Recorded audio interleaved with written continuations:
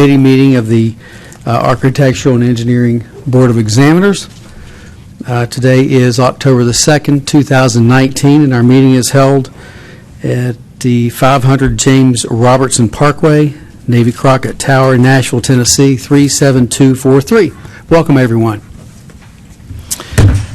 We have 30 minutes to go through a few things here, and I've got some homework items for me, I think, following this meeting, so this will work out well. I'm looking for advice, direction from the more experienced board members that are sitting on flanking both sides here of me.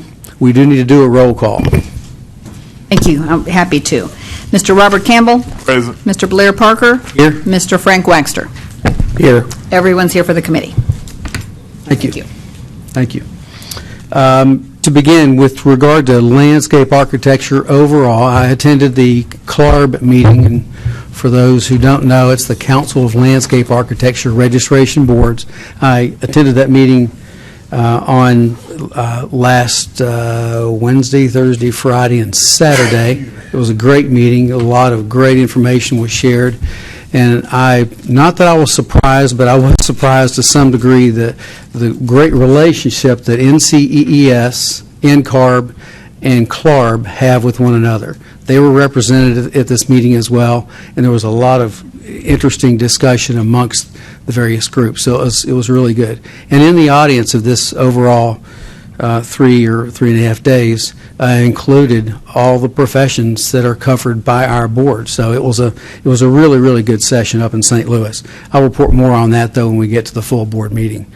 I'd also like to say that landscape architects are working on a definition. That's I'm being assisted by the American Society of Landscape Architects.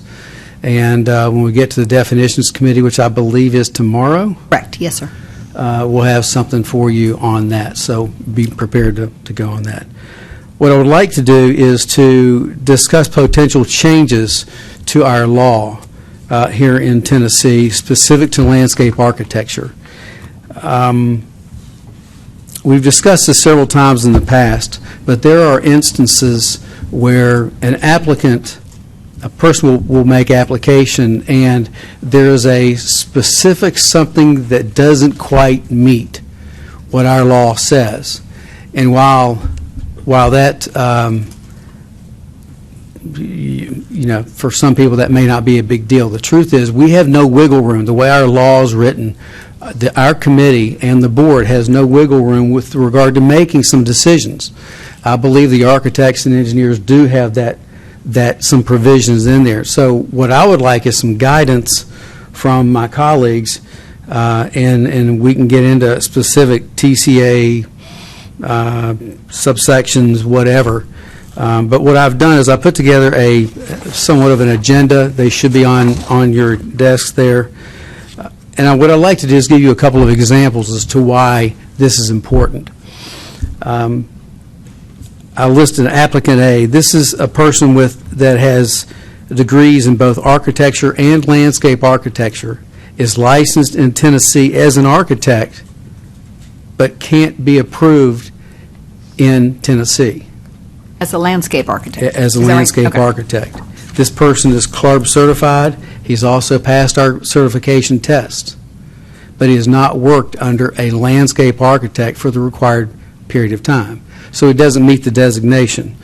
This person has over 20 years experience. It just doesn't make sense to me that this individual with a degree in architecture and worked as with architects and alongside landscape architects, that he wouldn't be able to be licensed as a landscape architect.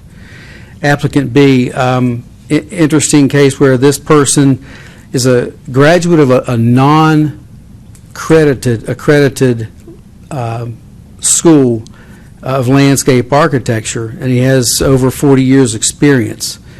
This person does have a degree in architecture and planning, and at the time he graduated, they were initiating a school of landscape architecture at this university. Well, they now have a school of landscape architecture. He's been practicing for 40-some years. He's licensed as a landscape architect in various states. It just seems to me that this would be one that the committee would like a chance to make those opinions and to make type of decisions. And as I understand the law right now, not the rule, but the law is that we don't have any wiggle room. Stuart, would you agree with that? I would agree with that. Okay. So what I thought we would do is look and see how the architects have it worded in their law and the engineers have it in their law, so we can take it and potentially, and I don't believe with regard to architects and engineers that any adjustments or modifications are planned to take place specific to this item. Let me ask one question out of total ignorance, even though I ought not be. If both of these seem to be registered architects, or at least one of them does, is there something they can't do as an architect, landscape architecture-wise? The applicant A, I asked him that question. He can stamp a landscape architectural plan. That's not the problem. He wants to be able to call himself a landscape architect, and in the state of Tennessee, as we are written, he can't do that because he's not licensed as an LA. So this is mainly vanity? Is that what I'm hearing? I mean, I don't want to be rude, but I mean, is that what I'm hearing?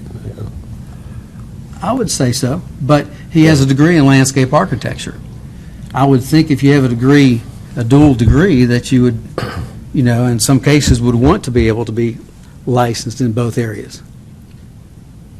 And outside of vanity, it may be that personal preference, right? He may look for a job opportunity that maybe even requires him to specifically, as a landscape architect, represent the firm or whatever. So, but you are correct. At this point, he wouldn't be able to. So if he would choose to apply, we'd be stuck saying our statute keeps us from doing that. And I could see a situation, too, kind of following up on that, where a certain type of project would require a landscape architect maybe to be the project lead, or at least have one on your team to do whatever, and that might keep them from. He might be able to fill both roles at that time, But I think there probably And is without some, it, he may not be able to. right. But there may be some. I mean, there's vanity always comes into play. Well, if you're looking to me to quote in the architectural requirements, laws, where we're allowed wiggle room, it's there, but I can't pick it out right now. Well, let's look at TCA 622502. Okay. Is that in our iPads as well? Yeah, I think you have a separate attachment for rules and laws that are lumped in there together, and it's under the, it's a separate document, second to last, architects and engineers rules. And Maria's pulling it up now. We kind of said the magical word, this is statute, not rules. So as much as we would love to work on the rules, and we are through the definition piece, we really can't do anything about the law other than keep it in mind, but also reach our organizations. And that's where a conversation with Nathan may need to focus on this, having some flexibility. The closest would be identical to the statute under the architects, because they do have that flexibility to consider all of it. You're not saying that we can't change the statute. The laws, we directly cannot. Yeah. It has to come from a legislator or senator Yes. through our Yes. organization. Okay. Right. 62-2, that's what? 62. 62-2502. And I'm Accreditation of architectural school.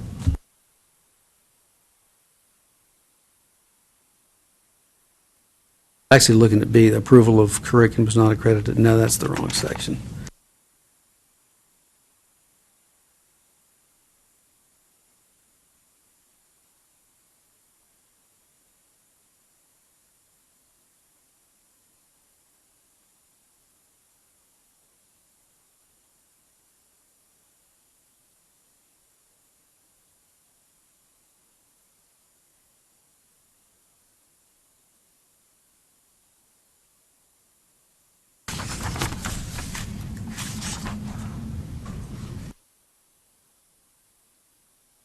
Are you all looking for 62-502? Yes. Okay, would you like me to read it in the record, or? I have it pulled up, but. On accredited degrees. It's only accredited degrees. It's actually the wrong section. It's the Okay. section I thought we needed, but Okay. I've That's right, yeah, directed but- us the wrong. Which section are you looking for? We're looking at definition of architecture. So if we go back to the rules, you're saying? Not definition, crap, the, Right before that.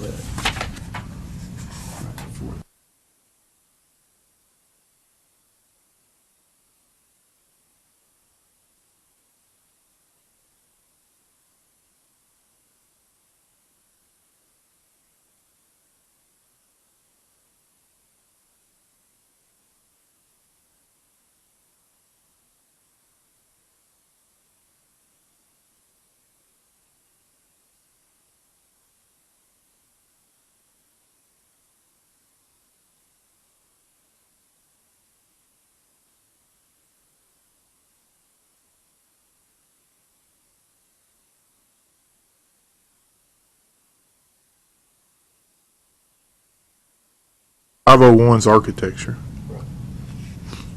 62-250.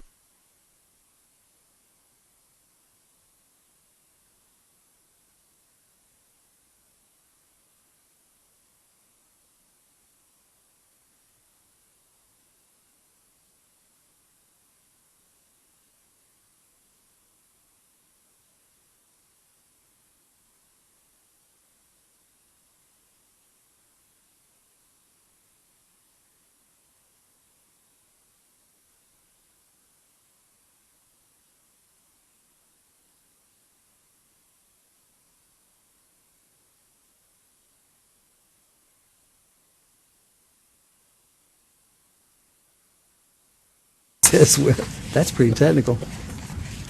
Architects have wiggle room. Robert, you're on the iPad under the rules and laws? Yeah, I'm on, I've got TCA 62-250, that's for architecture. It's not for landscape architecture. I show that to only be 47 pages, but you do have 48 pages? It's 48 of something, yeah. It says AE laws as of 12/3/18.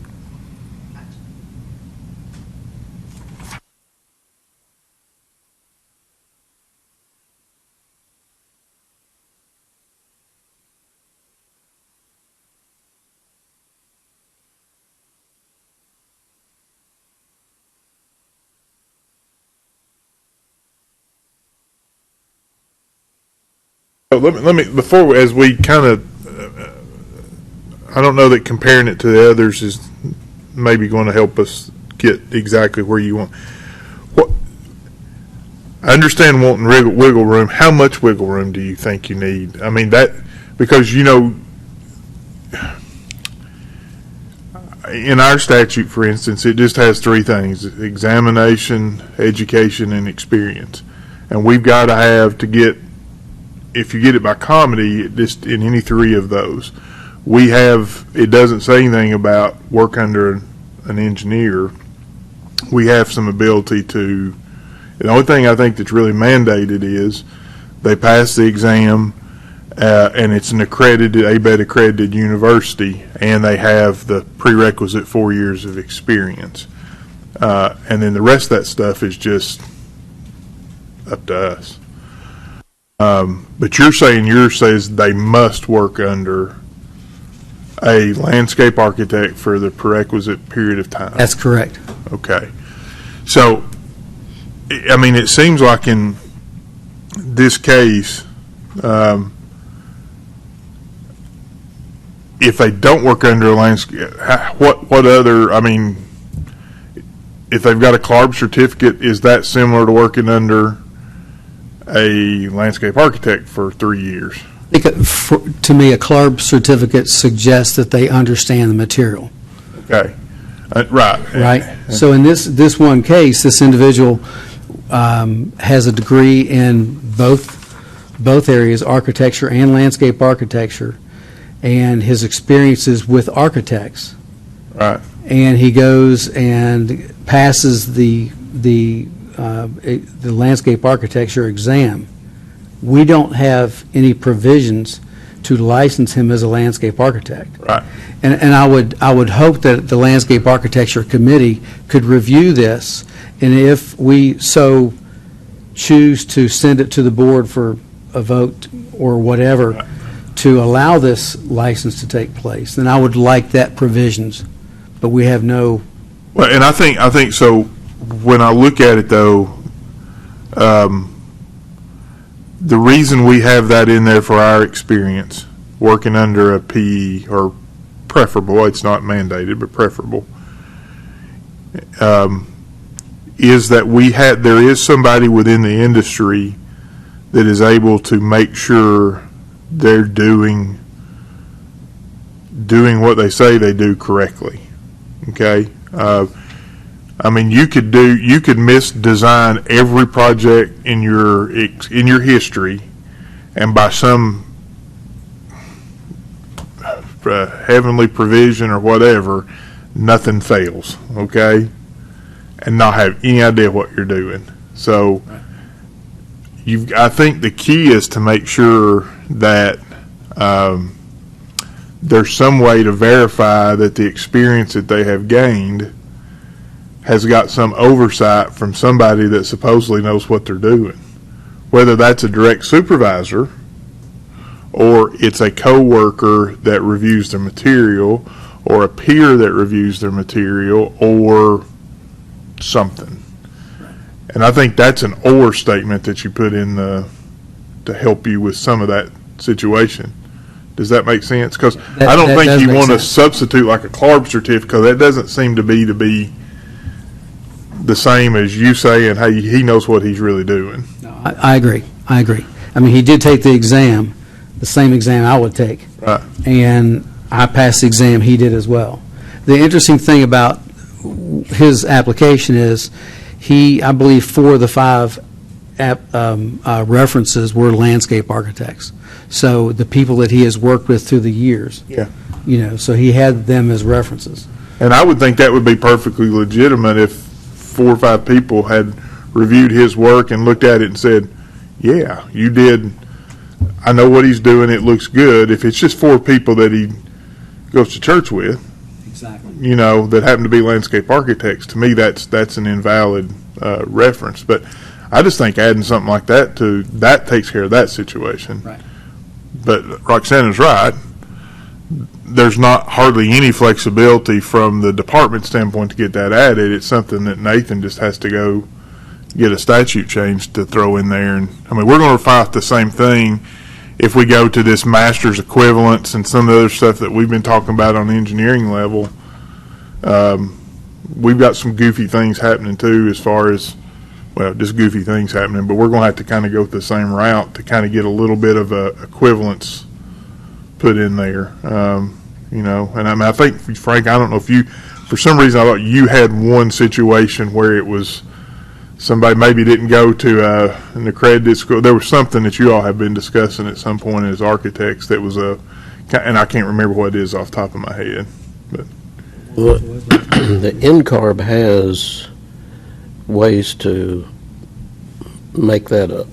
Okay. They actually evaluate and see what they're deficient in, and they have to take extra course. There's a lot of things you have to do. The only thing similar I'm thinking we run into is occasionally we'll have somebody wanting to be licensed in Tennessee, and they've worked as a sole proprietor and really not worked for anybody. I mean, they're an architect, they've got their degree, but I can't get anybody to verify. Yeah. Send them a recommendation letter. And the requirement that you need the 3 to be architects. I think we ran Right. into that where they didn't know anyone specific in that area. Right. But they did engineers and others. Yeah. But to obtain an NCARB certificate, you must obtain an NCARB certificate, then it comes back to the state of Tennessee, and they still have to meet all the requirements of the state of Tennessee. And for the architects, that NCARB record is mandatory, actually, where for engineers, the NCEES is obviously preferred. It's how we can work through all those things, but it isn't mandatory in our statute like it is for architects. Other statute. They kind of had that same kind of thing a few years ago, though, where you had some people that didn't have an NCARB certificate because they had been in there older. They hadn't gone through that process and still wanted to be licensed. And Right. most of those have probably kind of filtered their way out. So. I do think the statute that you're referring to that would need to be touched, if I'm not mistaken, would be the 62-2-801 that specifically defines landscape architect. And it does give little room. It talks about the school and so forth, but. Can I ask a question? So I have I have a question. So if we're trying to see if there's wiggle room, is the goal, right? So as I'm reading the statute, it says the following shall be considered as minimum evidence satisfactory. So my question to legal is, if it's minimum evidence, to me, that gives us wiggle room, or gives you wiggle room to say, we could ask for more than this, as in the references and things like that, but this is just on its face what's going to be minimum evidence, but perhaps you could ask for more. But you have people with less that don't quite meet it. Well, but in your scenario, your applicant A, he wouldn't have less, right? He does not have experience working under a registered landscape architect, so Right. it would be less. Wait, well, but so this is the minimum evidence, well, okay, yeah. Yeah, I was trying to see if we could try to get in there with some Exactly. wiggle room in the statute. Yeah. Yeah.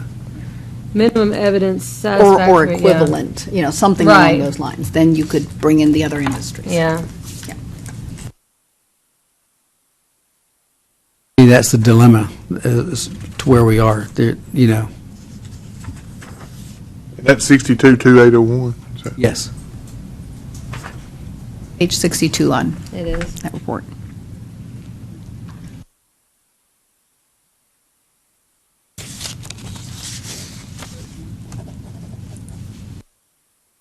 I think if you'll look at 62-2503A1, it says for the purpose of evaluating, this is on for architects, but it says for the purpose of evaluating, in quotes, practical experience in architectural work, the board may utilize criteria and standards published by the NCARB. Got a similar thing for CLARB, but does CLARB have an evaluation? You know what I'm talking about? Or maybe you don't. Similar to NCARB? I do not know. I'm not sure, but I will find out. That's an interesting look.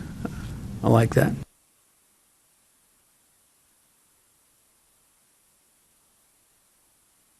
Because it pretty much reads the same thing for 803. It just, NCARB becomes CLARB. Right.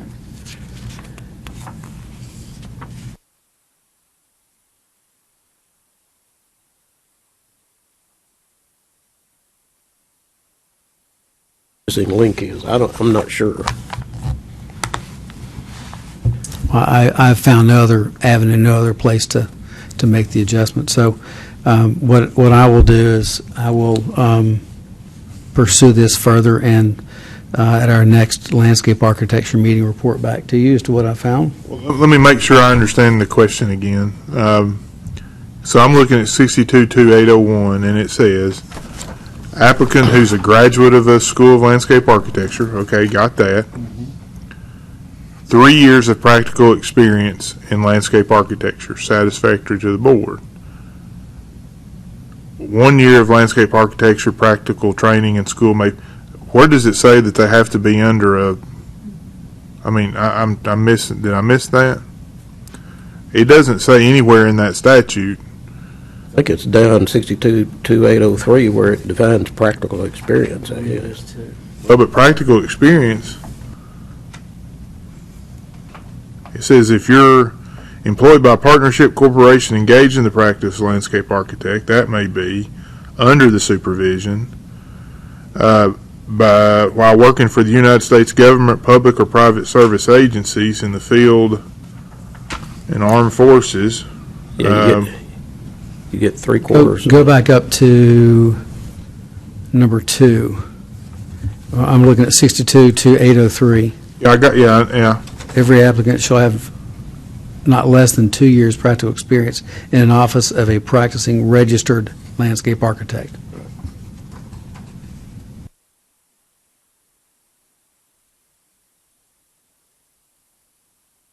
Even in this case, that's the provision, that's the sticker. Yeah, but I mean, and again, I'm not an attorney. I'm just paying for one of their educations right now. But those items don't appear to be linked to each other. They appear to be separate.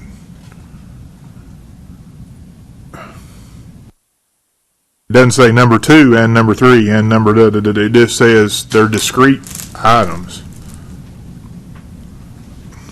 I don't know. Let me ask you this, if y'all are saying there's no wiggle room for a landscape architect, where is the wiggle room for the architects and engineers? Wiggle room for us is we don't have this thing in here. It just says progressive experience. We don't have something for 2 pages listed. In TCA 62-2-502, it says in there that shall be at the discretion of the board.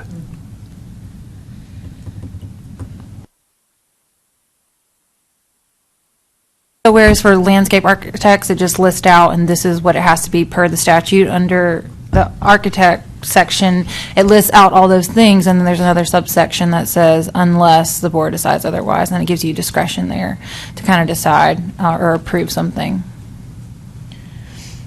Put that sentence in there. Well, I mean, I'm serious. I mean, and again, I think that's, you're right.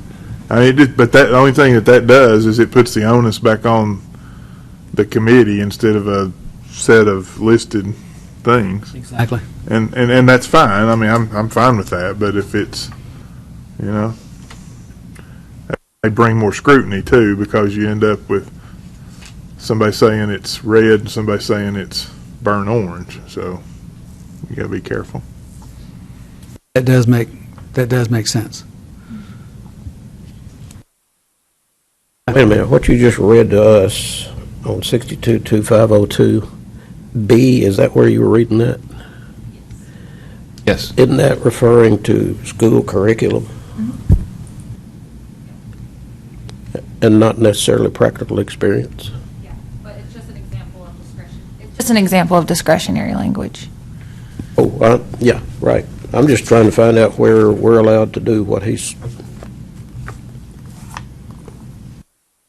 saying. Sorry, you may not be allowed. No.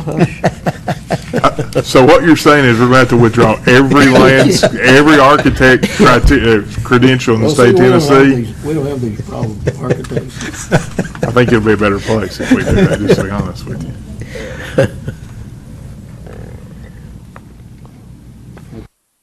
But adding the verbiage shall be at the discretion of the board is how I'm assuming remedy what you're saying. Yes. Okay. The avenue to take with this would be to go back to our professional society. That would shepherd this through the process. Yes. Okay. We're just not going to get it through an administrative process to get it up high enough.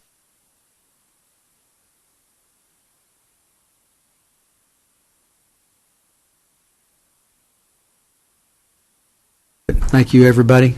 Any additional discussion? Seeing none? I guess we don't really need to. Move we adjourn. Thank you. Meeting We'll adjourned. Thank you. adjourn right about at 1:30. Thank you very much. Thank you. Thanks for your input.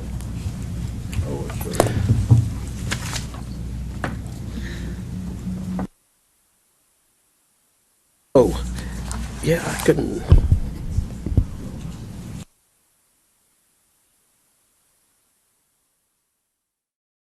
How are you, sir? All right, good. You are the chairman. No, I'm not. Not of this committee.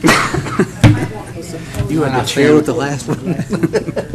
You are Oh, he's not? Oh, okay. Good afternoon. Oh, I am? We are on the record. This is the Architect Committee meeting, and it is, I think, 1:36. Today is Wednesday, October the 2nd. Proper notice was given to the public of this meeting taking place, and we posted that on September the 25th.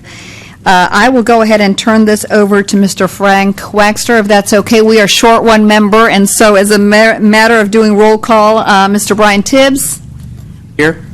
and Mr. Frank Waxter. Here. Thank you. So we do have quorum and are able to proceed. I will turn it over to you.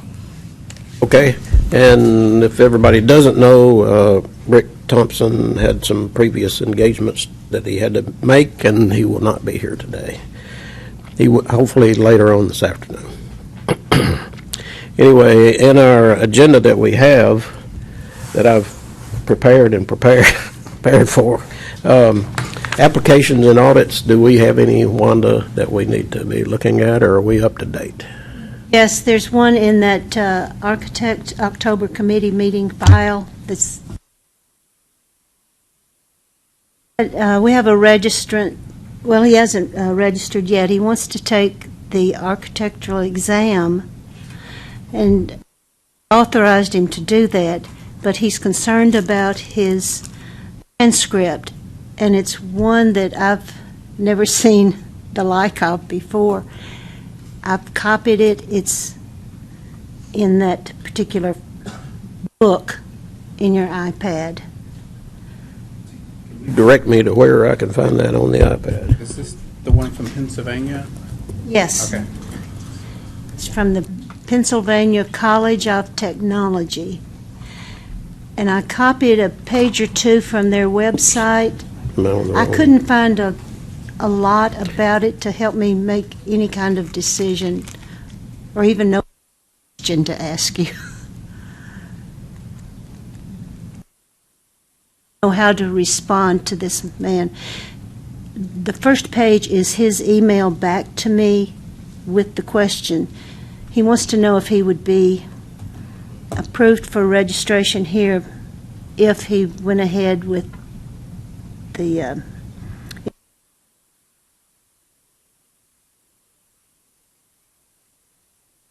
going to have to read it, I guess.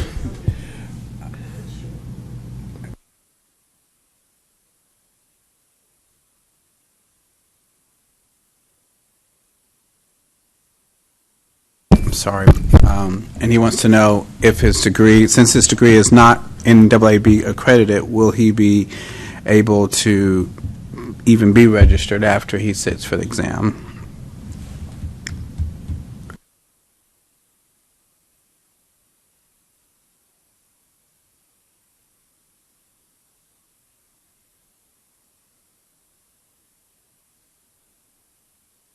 first advise to a person like this is go ahead and take the exam. Wherever you go, that will be required, whether it's Tennessee or not.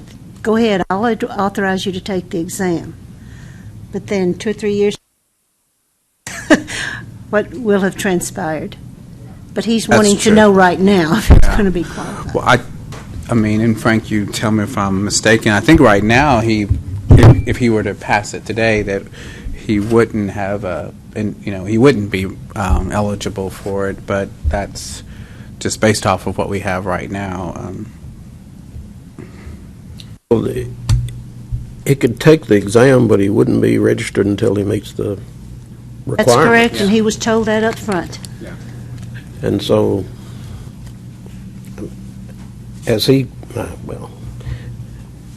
corresponded with the NCARB as far as what their requirements are?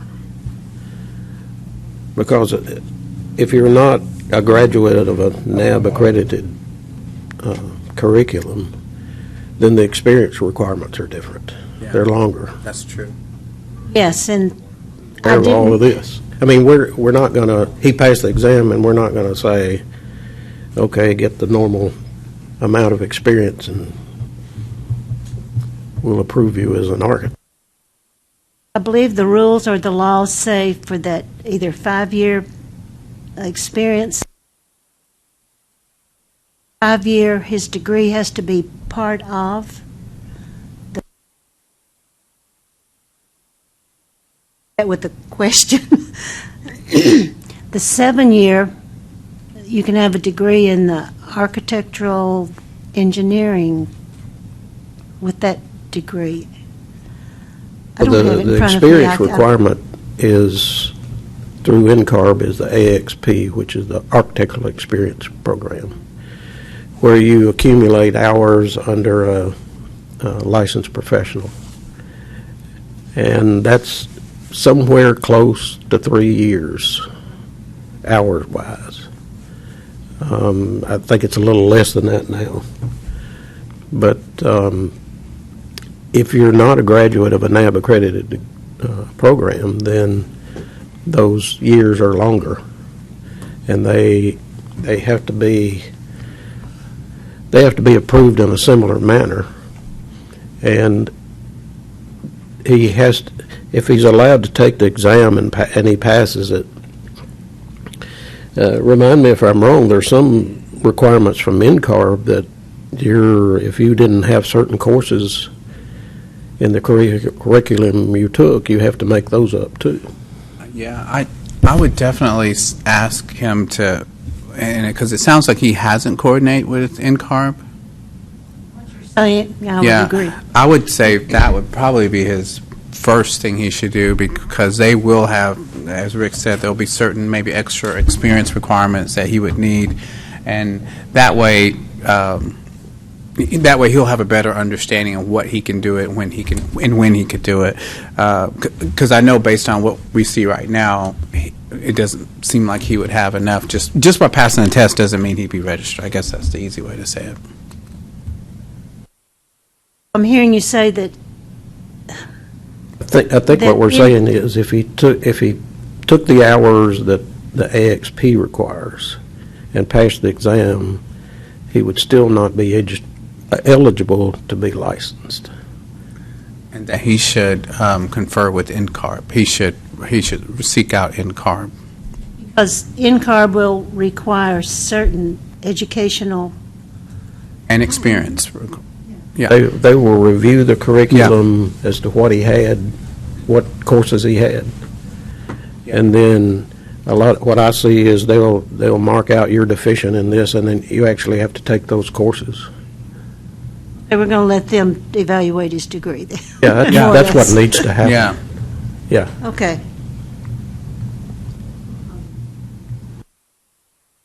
So, yeah, I think what we tell him is he needs to contact NCARB and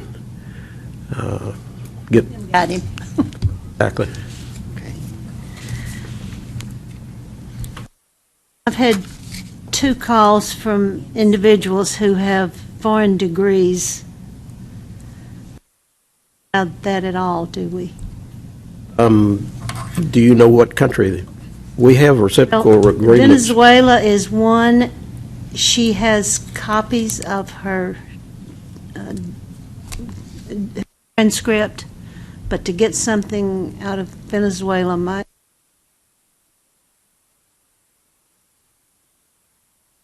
She's been working about 12 years, I believe she said.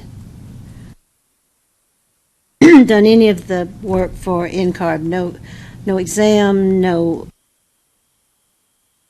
Right. She has Venezuelan. Not a Venezuelan, not any kind of registration, just a degree from a visit. Her degree is from Yeah. there. And the other call or email I had, the ladies from Italy.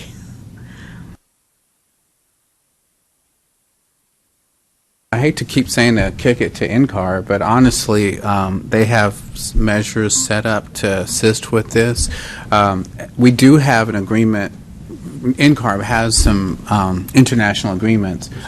Reciprocal agreements, thanks. But I don't know right offhand if those are they. But nevertheless, I'd still feel like that would be her best thing.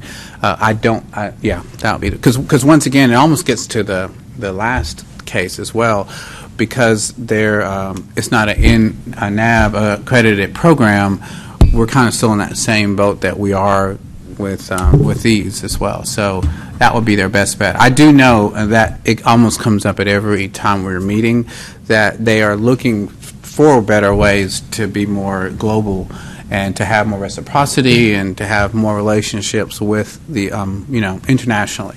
And some of those relationships, like with Canada, I think, and maybe others, and Mexico, maybe, that we've already kind of worked out an agreement with. And I say we, but NCARB. So after all that, I say, tell them that they should also contact NCARB.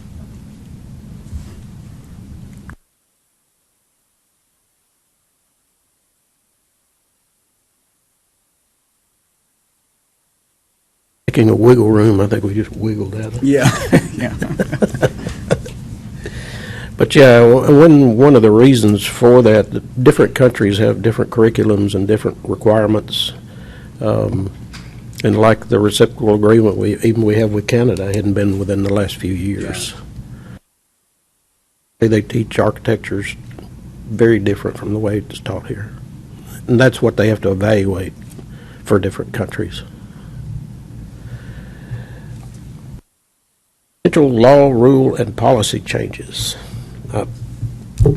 You got any, Brian? I don't, but maybe Roxana does. I don't know. I think we've talked about it from the definitions perspective, but I don't think within the architect we have anything else. Right now, we've got the rules in the pipeline on the 16th of October regarding the architectural associate, so that'll hopefully go live here soon. But I can't think of anything else that we had put in the pipes to work on. Okay. Just the definition, right? Mm-hmm. Yes. And I think that's the next item on the agenda there. And I'll kind of bring you, Brian, up to where, I'm on the definitions committee representing the architectural group. And the engineers have, I don't know if you've seen any of what any of them have done, but the engineers have a fairly lengthy version of, and it's not the definition of an engineer or architect, it's the definition of the practice of architecture or the practice of engineering. And so theirs has very definite line items as to what engineering is. Landscape, and since they're all here, I ought to bring them up and get them to tell us what they got. But landscape, Blair has 2 or 3 versions that have come from CLARB and excerpts of how some of them, like Blair, they go from like 3 sentences to a page almost, if I remember right. And they may be prepared at the definitions committee meeting tomorrow to say this is exactly what we want. I'm not sure we're there, but and then the interior designers, and I don't see Susan, but the interior designers have a definition that's probably a 2-page definition. I know we had our definition at the conference that we all took pictures of and wrote. Is that the one that, are you fleshing out from that one? And that's the NCARB conference again. That's kind of what I started with, and I have actually been in contact with NCARB, and they are in the process of revising all of their model law. Okay. And part of that, it includes the definition of the practice of architecture. And what you saw at the annual meeting was kind of their first shot at providing that. So architects are, we follow Mies van der Rohe, less is more. So that's why ours is not a page or whatever length. Did any, I guess, coordination with the AIA as well? Yeah, and I don't know if you'd call it coordination, but I had a conference call with Josh Batkin with NCARB, and he's, I guess, the liaison with NCARB for the Model Law Task Force group. And on the phone, I had Ashley and Josh Flowers, the AIA president, because they need to be part of this, definition, so that everybody's agreeing that this is how we need to define our practice of architecture. And this morning, I got information from him, finally, and this is as a result. This is the Model Law Task Force group has provided a draft version of not just this, but the entire model law, and it's slightly. I've had to read it quickly because I got it at 10 o'clock this morning, and had to jump in the car, but. Yeah. It's a little more detailed than what it was before, but I guess the process, and again, at some point, the process that they're going through is that they're just now providing this draft to memberships for review and feedback. And so once they get the feedback, and this is through late October, early November, then they're supposed to meet back and work out what they think will be the final version. But the final version will, it has to be approved at an annual meeting of the NCARB, which is next June. And so it won't be official until then. And I said this in our definitions committee early on, and everybody kind of frowns at me, but I really don't feel like we should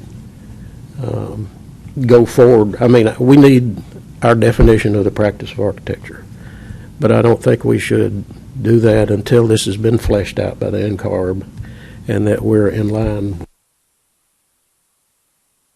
The other part, one other thing I don't want to say is, and I'm not speaking for everybody, but I think I've heard it, but this would need to be a law rather than a rule. And that brings on problems of who brings it up, how that happens. Yeah.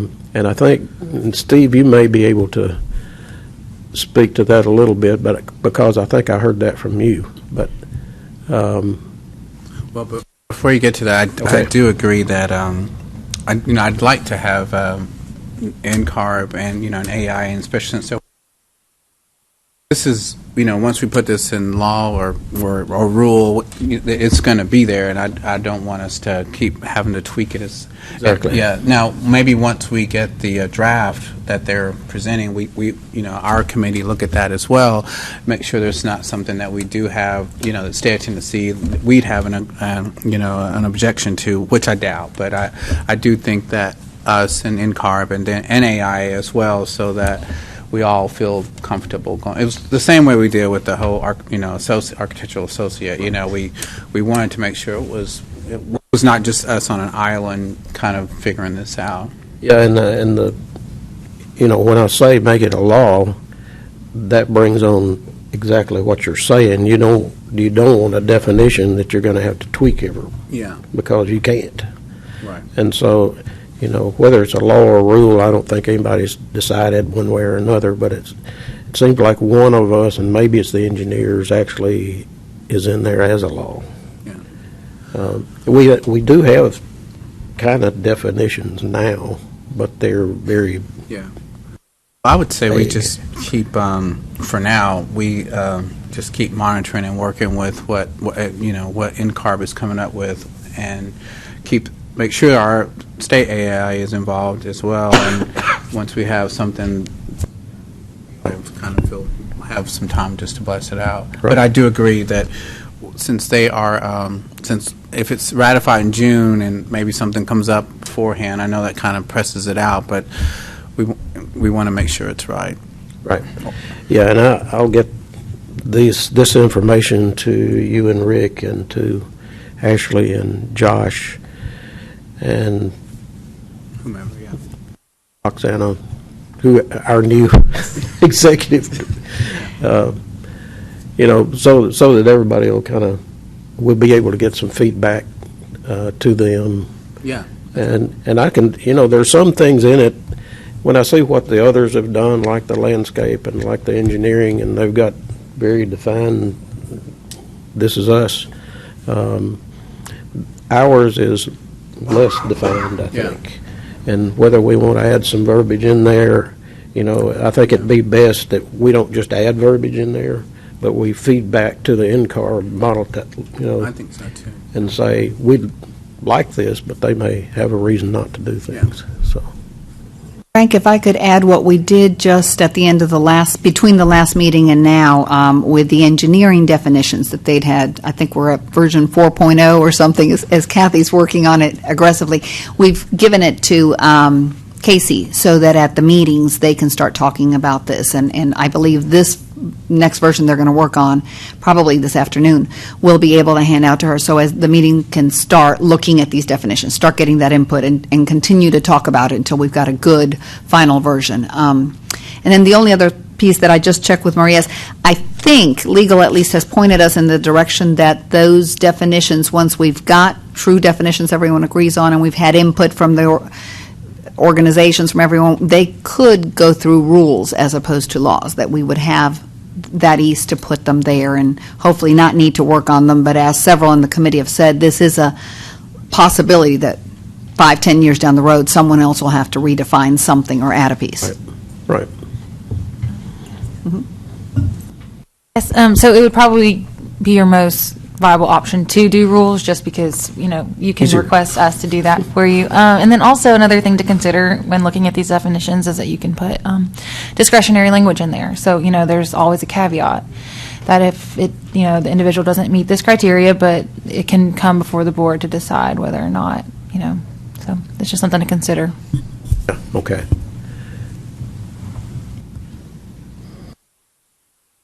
That's about all I've got as far If as, somebody wants to speak. oh. Since you mentioned my name, I had to think a minute to remember what I had said to you in the group, but as you know, I've been a proponent of definitions of our practices for a long time, many years. But what I brought out at the last meeting was one of the reasons that I want to do this is not so much to deal with engineers, architects, landscape architects, and interior designers. It's because other professions in the Tennessee Code are defined, and those definitions are in the Tennessee Code, not a rule. So that's why I brought up the point, well, why wouldn't ours be in the law rather than the rule? I know that in the past, legal has recommended that it be a rule, but that's my 2 cents. Oh, okay. I knew I heard it somewhere.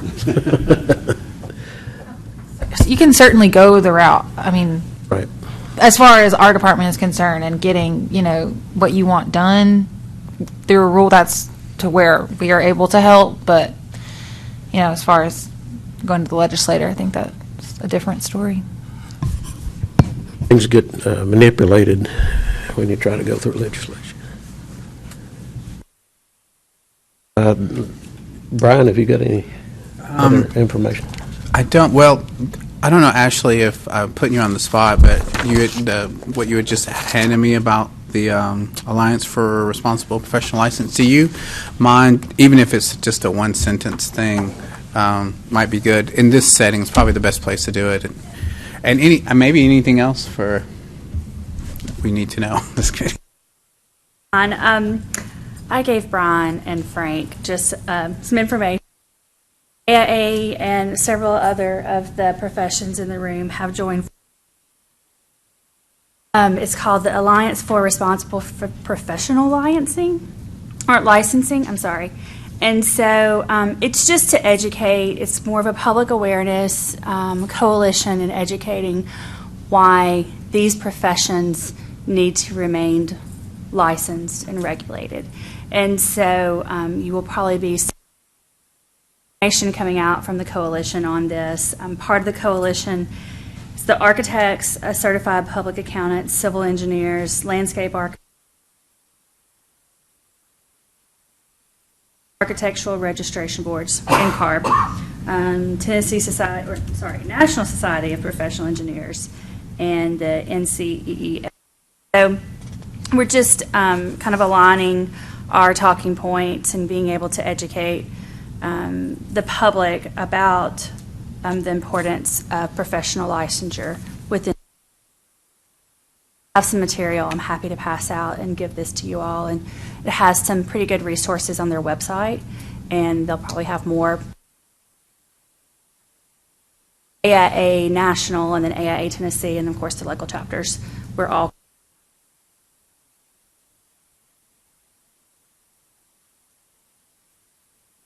I think we covered that at the August meeting. We talked about that. Okay, I wasn't here, Yes, so I'm yes, so sorry. that's So- great. No, and it's good to know all the other groups and organizations that are coming part of it. I think it was Blair Parker that had Okay. talked about it also through the landscape architect. So that's wonderful to bring up at the full meeting again. Just keep it. Yeah, it's not to be negative, it's to be Right. proactively, just educating those that may have questions about it. So I have some material. I'm happy to give it to y'all to pass out or just to have as a reference. Build some trees, so take some. But before you go, is there anything you want to add to the definition conversation at all? And if you don't, it's fine. No, but it's just- okay. Several years ago, the board reached out to AIA Tennessee on this, and I believe it was in 20. And the board at that time supported NCARB's model legislation. And so we'll be happy. I brought it up at our board meeting, the AIA Tennessee board meeting this past Monday.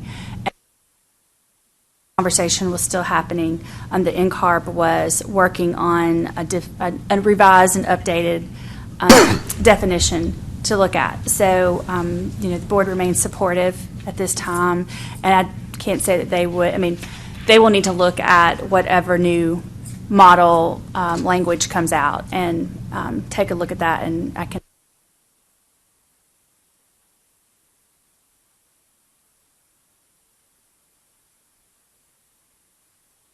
Currently, right now, as it stands, AIA Tennessee supports the NCARB model legislation that is currently. Thanks, Ashley.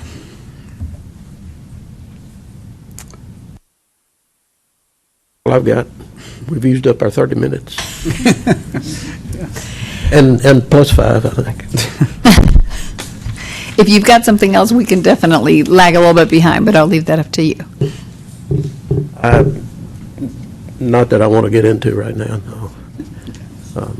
So anyway, we'll entertain a motion to adjourn. So moved. Thank you, and we All right, will thank you. start with our Continuing Education Committee meeting in just a minute. Thank you.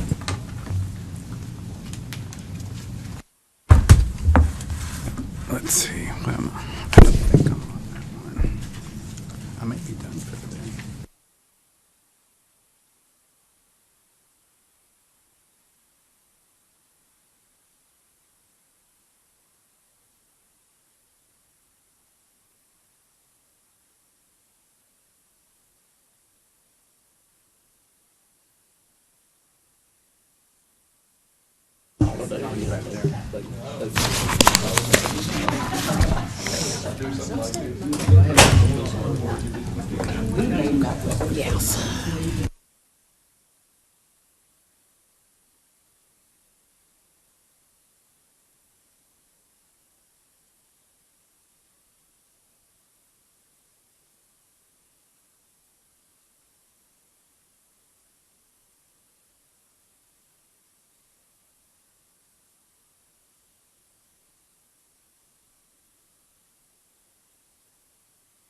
Well, I'll take one, yes. But we did, so that was good. Accountancy had brought it up, I think, 2 months ago. Does that sound about right? And so we just tried to keep presenting it, and Blair had gotten, just put it on their iPad so they could start looking at it. So this is good. And I'm going to start, I'll tell Jennifer too.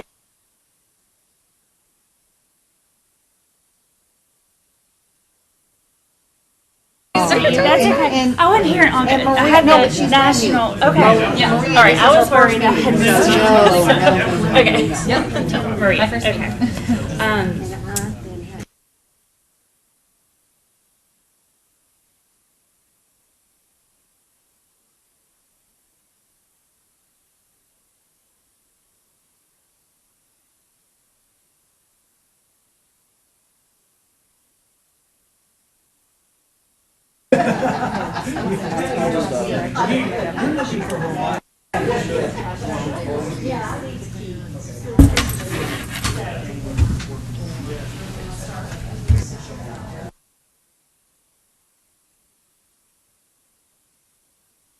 How are you, Brian? Good to see you. I want you to Jennifer. You Yeah, know how to that's change what I it. came over here Jennifer, for. Brian Tibbs, architect, our new executive director. Nice meeting you. Yeah, I was gonna say. Okay. Oh, really? Y'all are really close. We would have done all right. You would have done Right. Right. Well, welcome to. Thank you. Probably the retreat's a good time to come. Oh, I told you that. It's a great time. You'll hear all the There we moving go. parts. Oh, no. Well, you know. You got a near new. Everybody's new. I'm not new, but I'm just You're introducing really myself. I'm Kathy. Maria. They have. Oh, okay.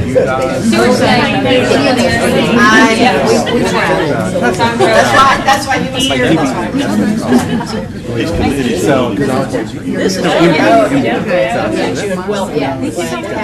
but anyway, We don't mind. you'll go to those. And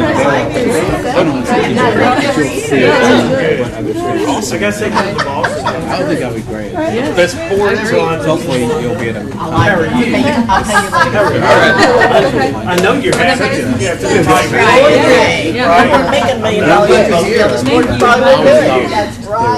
That's right. Good. I had someone. Good. That's a good answer. I know. I look familiar, but I don't. Every week you be happy. You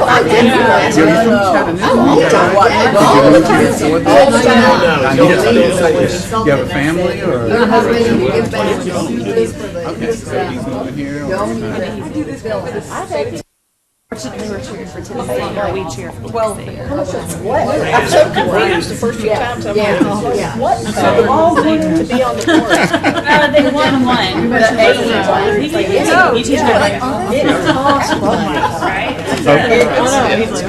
Yeah. Can't bill your client. I love my job. Do you hear that? Tony Mark?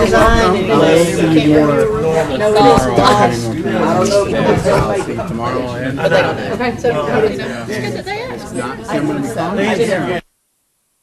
Okay, If you ever saw my mom, you would still call me that. It's really identical. So, that's exactly right. Nice meeting you. You too.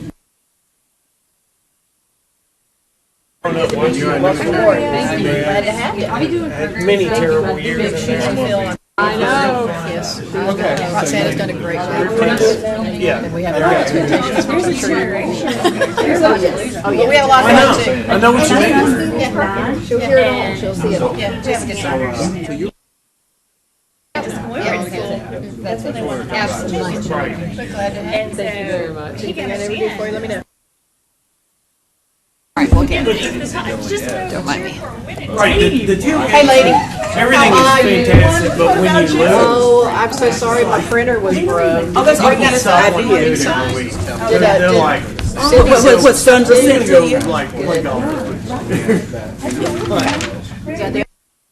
Oh, she sent me. Really? Was it more? I think I had like 3 altogether. I need to check. I'll be here tomorrow, so if it's more, that's all I saw. I know there was an interior designer. There was an interior designer. And there was only one of the.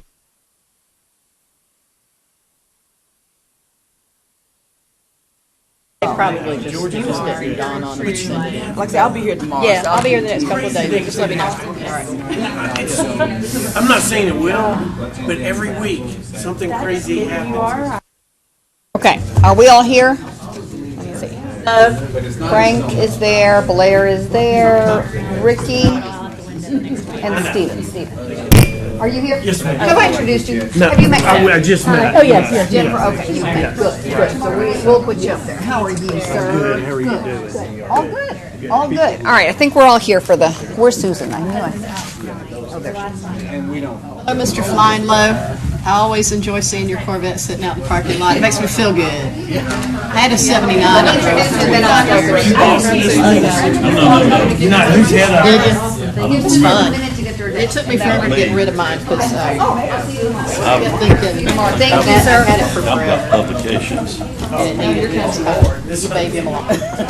That's 5 years later, now all cars get to the point where they need a lot of work. And I kept Susan, you're the chair. Let me know when you're ready and we'll start. I think, no? Do I have this wrong? Who is the chair of continuing education? Frank, all right. Oh, thank you. I didn't look down. Wait a minute. Okay. Wanda, we're ready. Printer wouldn't work, so I couldn't sign anything. I'll get that tomorrow morning. Everything's approved. That's true, you do, don't you? Yes. I'd like to call to order the Continuing Education Committee meeting. Where's Wanda? Roll call.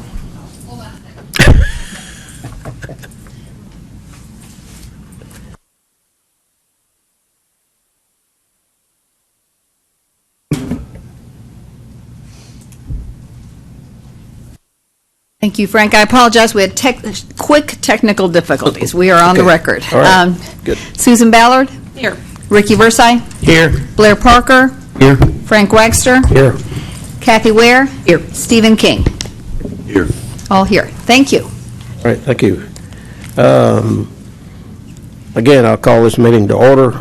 And do we have any potential rule and policy changes that you're aware of? None that I'm aware of for continuing education. Okay. And rather than just quickly adjourning, I have one thing I would bring up, and I think I've brought this up before. And just I guess at this point, just to poll the group and see what your thoughts are. But I keep my registrations current, and NCARB keeps a record of that. And so it not only shows what states I'm registered in, but how many CEUs are required in each state, and not just how many CEUs, but how many of those are required to be HSW. And I'm not registered in a lot of states. I'm registered in 10, which are pretty good representative of the southeast area. In other words, they're not just Tennessee, but pretty much the surrounding states and a few not surrounding. But anyway, just to real quickly go down the states that I am registered in, it's like, and I'm going to say, it's like Alabama requires 12 hours, that's 100% HSW. So 12 hours HSW. Arkansas, same thing. Florida, 24 hours HSW. Indiana, 24 hours. 24 hours are every 2 years, but 24 hours, 16. So theirs is on a per year. Then you've got 12 hours, 8 HSW. Kentucky is 12 and 12. Mississippi, 24 and 24. North Carolina, 12 and 12. South Carolina, 24. Texas, 12 and 12. Tennessee, 24 and 13. And so our requirement, and I'm going to say per year, is 12 hours and then 6.5 hours HSW. And what that kind of shows me is we're kind of behind a little bit in HSW requirements. Now, there are probably people that say we don't need continuing education at all. We're required to have them. So my thinking is I would like to see Tennessee require all of their, and that seems to be the trend. I would like to see Tennessee require all of our continuing education hours to be in health, safety, and welfare. And again, that's the reason we're licensed in the first place. You know, we're not licensed to be do good business in our. We're licensed for those three reasons: health, safety, and welfare. And so, I think if we're going to have continuing education, we ought to at least require that our continuing education be in HSW. Stephen? I think we talked about that in the past, and I think we have. I don't think it ever went. I don't know if there was going to be a proposed rule, or, and then the other thing we talked about was doing away with carryover. Right. And I'm not sure about what we didn't do that. Correct. We couldn't because they brought up the fact that it made it too hard on some people not to be able to carry over hours. And Tony came and talked to us about that. And so, but as far as the HSW, we have the option, or the architects have the option of doing all HSW or a combination. And then Ricky, it was discussing at the time that the engineers could do all HSW, but with interior designers, most of our classes only happen in the fall for that, so we are staying on our standard track, not disagreeing with HSW being important, but I think it's already there. This is whether or not you want to make it mandatory or have it in a transition time and switch it over. But the carryover hours did have to go back into place, so. So where are we? Ricky? I'm okay making all the hours HSW for engineers. I know our policy is not a rule or a law, but when you look at the policy we have on our website about what constitutes HSW, it's almost everything. It's, you know, software training for your business. It's a lot of things that, and I get a little mixed up with other states because it gets a little confusing, but I know there are other states that don't count HSW for things that we do count as HSW. But that's maybe a different topic. The first step would be, I don't think making it for engineering all HSW would be a hardship because of the way we've written our policy, if we look at it the way our policy is written. A typical engineering continuing education, do they say they're HSW or not? I don't think they do they? It's just your evaluation based on our. Yeah, I think the last time we talked about this, on the engineering side, there is no designation, no definition of what constitutes health, safety, and welfare for the engineering side, and because of the fact that we accept practically anybody that's a provider of such thing, it would become overburdening to the industry to have to qualify what constituted health, safety, and welfare versus what was not. And so we felt that we would just leave it as is, which is there is no qualification on the engineering side with regard to must be this many of them have to be health, safety, and welfare. We're silent on that issue. They just have to have continuing education. And to try to do something else on the engineering side, we felt like that was just creating a burden for the industry that didn't need to be there. And if we did even say, okay, they all have to be health, safety, and welfare, then who's to judge that? Which was the next point of conversation. So, well, is designing the size of ductwork appropriately, is that health, safety, and welfare? Maybe, maybe not. Civil engineers are doing drainage plans. Well, it carries water. It could be a flood issue. Yes, but maybe not. So that was why. But I don't think that we ever got to a point where we said we wanted to judge whether or not a continuing education class did or did not meet health, safety, and welfare, and we also didn't want to make it be a certain proportion be health, safety, and welfare. That was the engineering side. If I remember correctly, Robert, you're standing at the...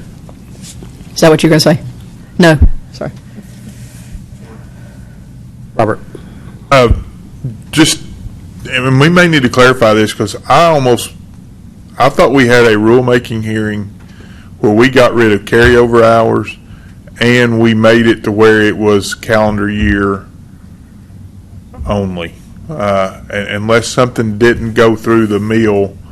But I almost thought that's exactly what we did. That's my memory. So I was thinking, maybe I'm wrong. But I don't know. I just would like to confirm that. I was thinking you had the option.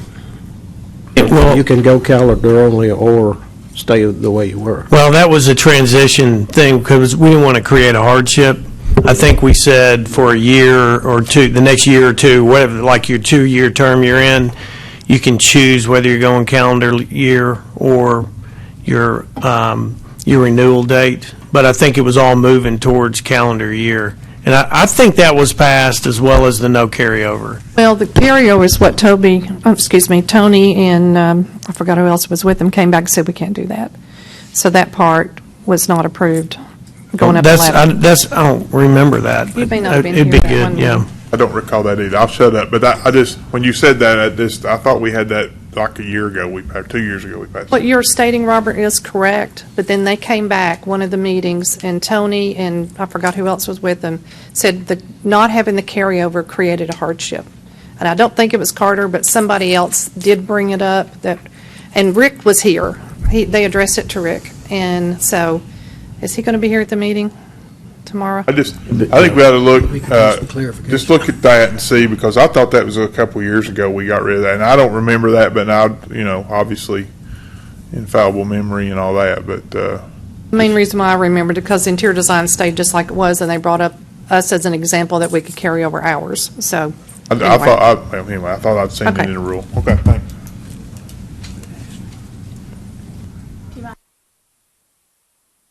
I'm not sure. I really haven't talked to this group about it, but AA National, they have really stepped up their HSW requirements and scrutiny of the learning objectives.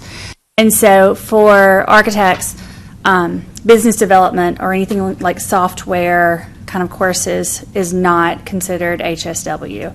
So for us and for AIA, any of the courses that we give specifically have to be defined the learning objectives, 4 learning objectives, and how those learning objectives affect the health, safety, welfare of the public.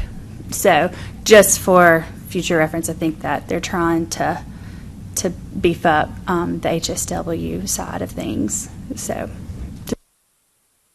And Blair, as far as the...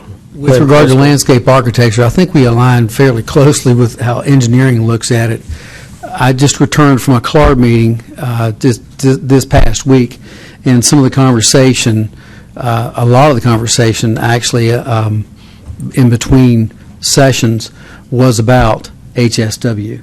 And the trend, just from talking to people, is that states are going to 100% HSW, and it's just a matter of time before they get there. So I think the landscape architects need to be prepared for that. National ASLA is also looking at it to up the standards as well. So it's in the discussion amongst the world of landscape architecture, and I think it will ultimately trickle down to all the states. Personally, I'm not opposed to having 100% HSW, but I'm not sure that everybody in around the state of Tennessee agrees with that. So. I'm not opposed to it either. The issue is when your profession limits what they allow as HSW, and I'm still needing 2 more hours myself for this year, and I'm scrambling to try to get them, so, and it's, almost, it's fourth quarter. So anyway, and no offense to engineering, if we allowed everything, then I'd have it, by June, but we don't, and then trying to get them and make them worthwhile is another story. So anyway, if we decide to do that as a state, then from a professional organization who credentials them, which we have no governance over, then we're going to have to figure out how to work with them so that makes it available. Is that who does that? IDCEC. So anyway. Okay. Yeah, we need to, if we do anything, we need to do it the best way for everybody, and then it may not be the same for everybody. You're trying to get the word out to But everybody. I would really like to see it, and I'll ask Blair, do you have landscape architecture CEUs available that are HSW? Absolutely. Okay. From the organizations, ASLA has a program that are certified, and landscape architects take a lot of engineering type, civil type site CEUs, or education. And the state of Tennessee, ASLA, which sponsors a fair amount of continuing education, they have gotten really strong at looking at the programs and requiring those who come to present to provide a written statement as to why this would meet HSW. And then I believe they make a decision. And so if you attend one of those and you receive a certificate, it will say on that ASLA certificate whether or not it's HSW or not. So they're taking a stand, at least to that point. Vicki?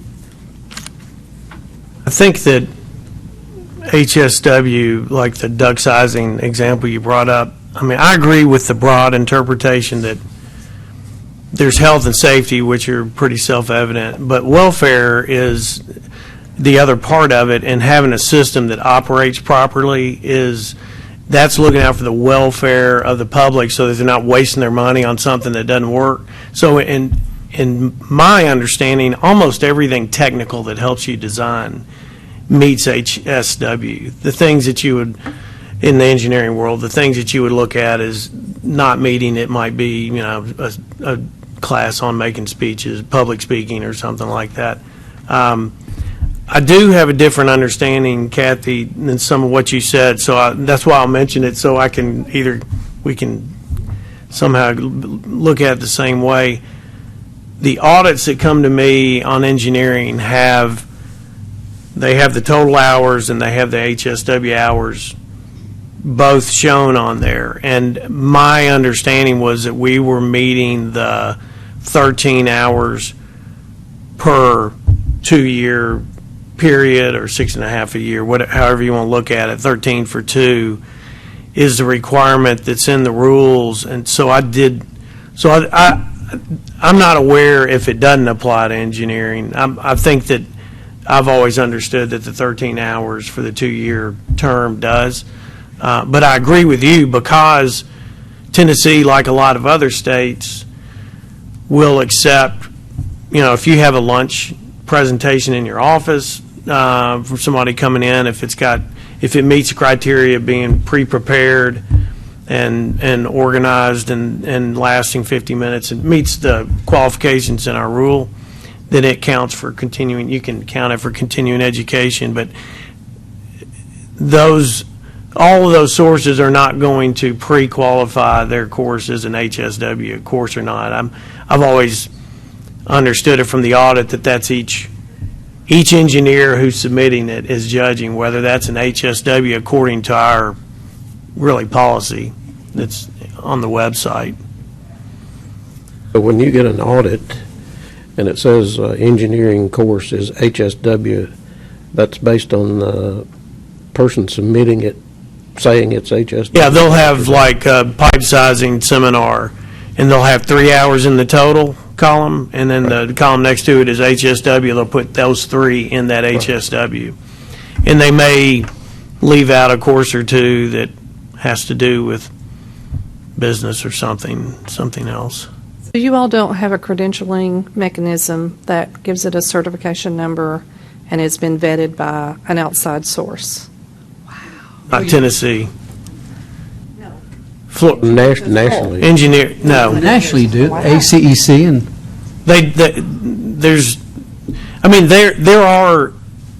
there are entities like ACEC and ASHRAE that have courses that are recognized. You can take those, but most states you can also count a lunch seminar or something like that. So it doesn't have to be, and in the engineering world, it doesn't have to be something that's pre-qualified. In Tennessee, in New York, it does. Right. In Florida, it does. Florida, it does. That's right. They only recognize certain providers, and I can't count my ASHRAE meeting in New York or Florida, which is crazy. But it's not pre-qualified in those. But Tennessee's not like that for engineering. There are some certificate numbers been vetted.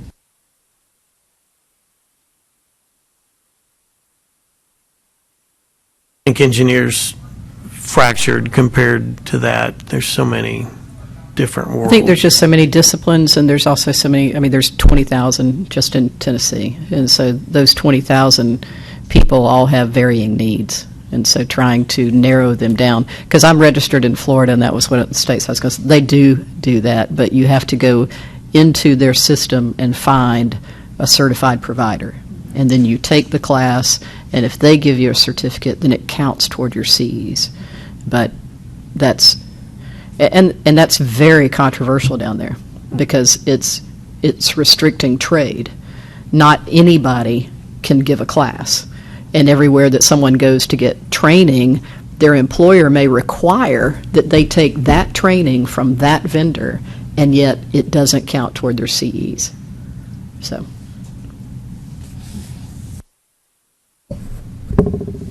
So I got, given that everybody's got their own version of how how this is done, I would at least like to see the architectural requirements for CEUs be all HSW.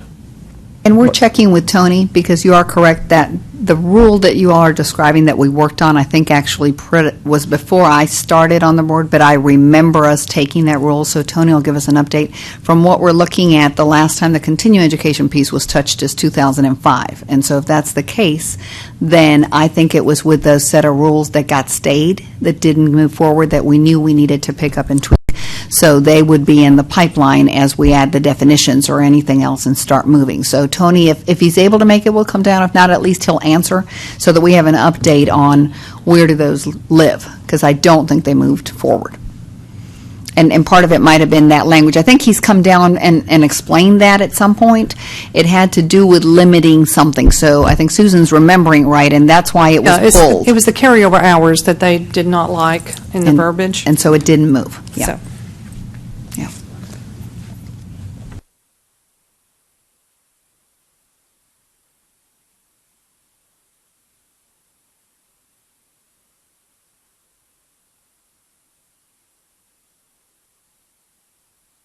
So the update from Tony is that they didn't go through, but they're ready for the rulemaking hearing. And so given that we're all not certain what they look like, at the next meeting, if we don't get them for the Friday meeting to update everyone, at least I want us to all look at them and see where we stand. Okay, all right. Sounds good?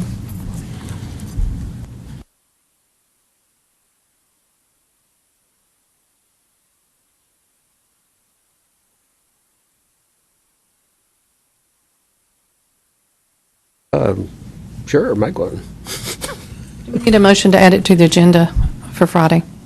I think in the conversation about this committee meeting, we'll bring it up there as an update, so that'll be perfect, because that'll be a pending item from today. Thank you. And that's the only confusion I had to bring to the table. Rightfully so, yes. Does anybody else have any other business? If not, we'll entertain a motion to adjourn. So moved. Second. Have a motion Thank you. second. Meeting adjourned. Thank you.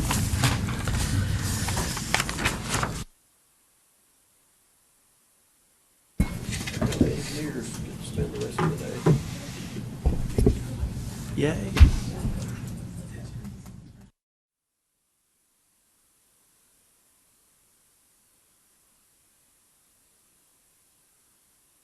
Or exam, National Council of Examiners. examiners. For engineering. Good afternoon, and we are on the record. This is the Engineering Committee meeting, and it is 2:40. I'll get us started. I will turn it over to our chair. Would you like me to go ahead and do roll call? I would, please, if you don't mind. Not at all. Ricky Bursai? Here. Robert Campbell? Here. Kathy Ware? Here. Stephen King? Here. Elton Heathcote? I am here. Thank you. Thank you, Roxanne. I appreciate Pleasure. that. I'm assuming this meeting is called to order officially, and all the required notifications and publications were made in accordance with state guidelines.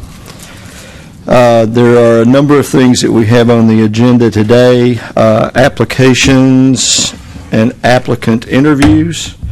Roxanne, is this on I'm assuming this is on the... It is, sir. So on your iPads, you should have an Engineering October Committee meeting. It's labeled 0 and then Engineer October. You have your applicants there.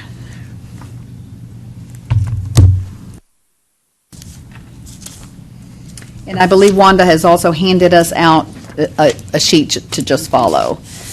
So we are looking at a phone interview and then discussion with one individual. We've got 2 items.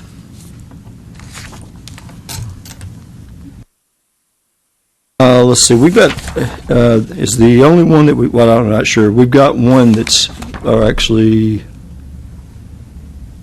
a phone interview, you said, I'm sorry? Yes, Mr. Larry Thomas, last name Ms. Berkner. And did he have an appointed time for the telephone conversation? Is he ready for us to call him at any time? Okay. Do we want to look at the other one first, or give him a call? Can we have background information on what's going on with the phone interview? So, Mr. Berkner has a good resume, but he doesn't have any PE experience. He's worked in industry his whole life. He's probably worked around engineers. I was the one that requested a phone interview or an in-person interview because in a lot of these cases, they have other engineers looking over their work. They have, and again, he's got an impressive resume, but I wanted to confirm through a phone interview and be able to ask some other questions as far as who reviewed his work, who validated his those things, and just kind of let him lead us through some of the project experience that he's had. Because every once in a while you find somebody like this with this kind of resume, and it's basically a trial and error kind of engineering, and we would hope that's not the case. So that was kind of my reason for wanting to do this. If it's okay, we can go ahead and take him now. Okay. He's been expecting the call from 2:30 on, so thank you. Is that okay with everybody? Okay.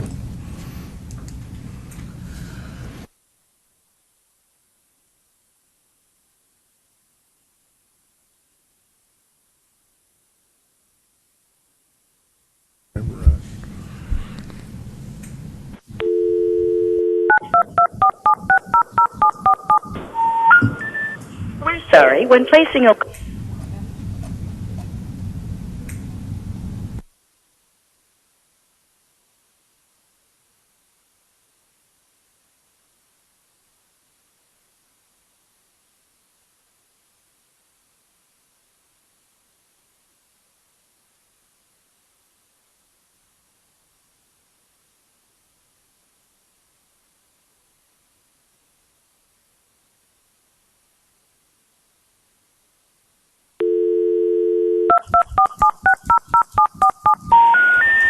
We're sorry. Okay.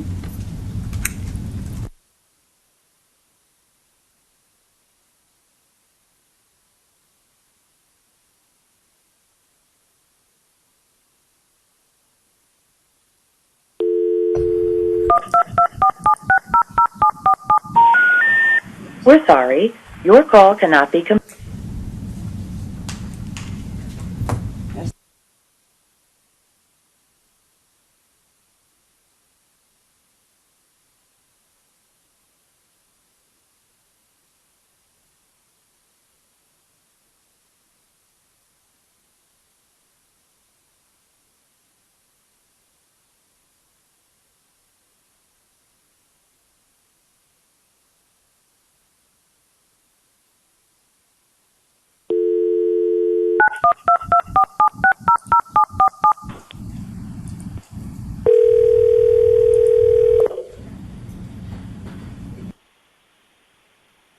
Hello?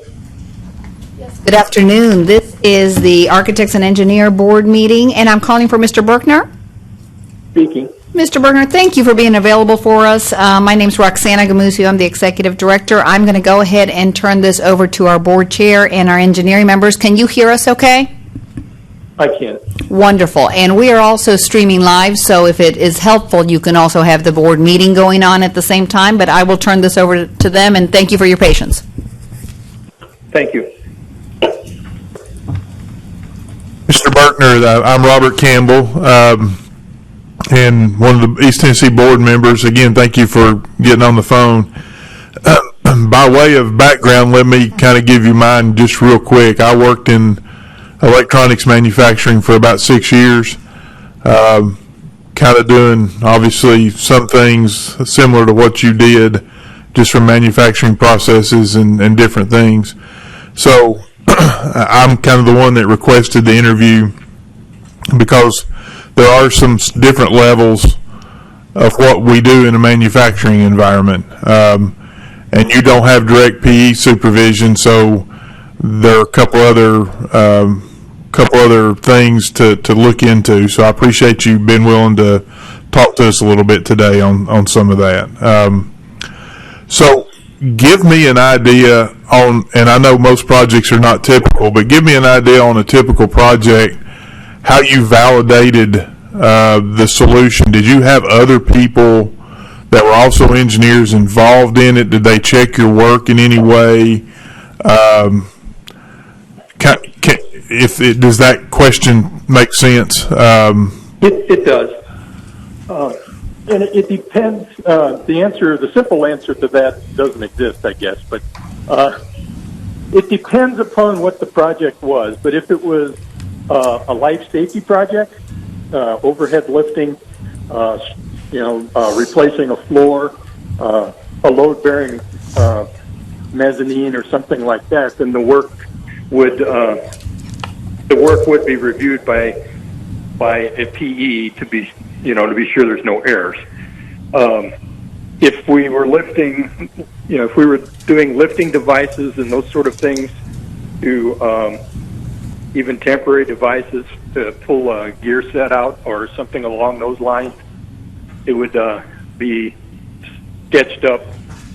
The calculations would be laid out and the assumptions and whatnot, and then we'd have it reviewed by a crane lifting type engineer before we'd have it built, and those kind of things. So I think that I understand what your question is did I have things reviewed before they were built? And in most cases, yes. Now, if it was like for like or those kind of things as far as replacing walkways, stairwells, that kind of thing, no, we didn't necessarily do that. We would just remove them or relocate them or whatever, because those tend to be so overbuilt to begin with. But does that answer your question? No. I mean, that gives me that does answer the question. So in this review process, were the people that reviewed it, were they PEs or just other engineers? In most cases, they were other engineers.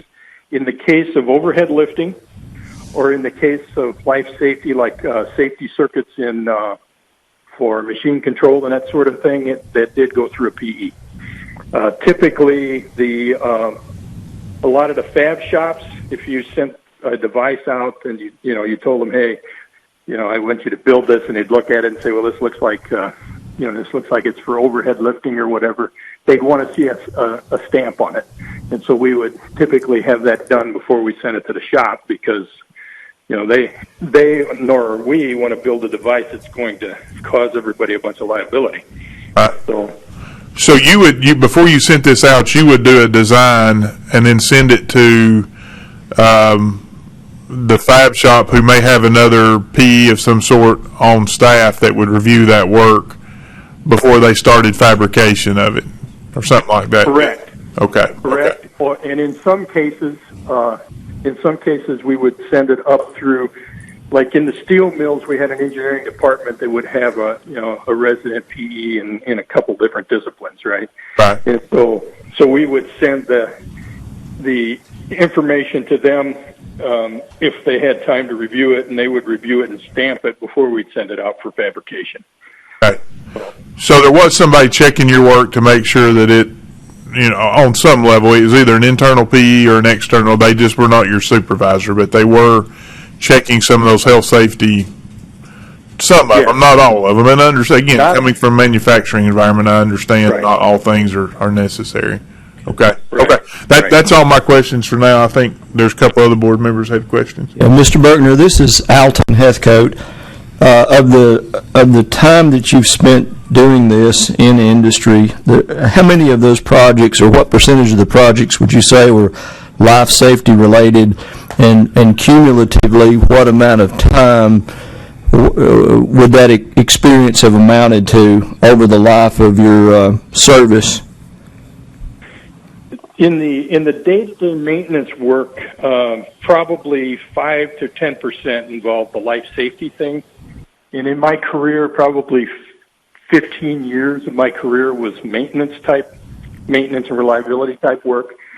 But in particularly in the work in Arizona, where we were building a new facility, there was probably half of what was done out there was life safety type things. And unfortunately, the PE that was resident out there had passed away a few years ago.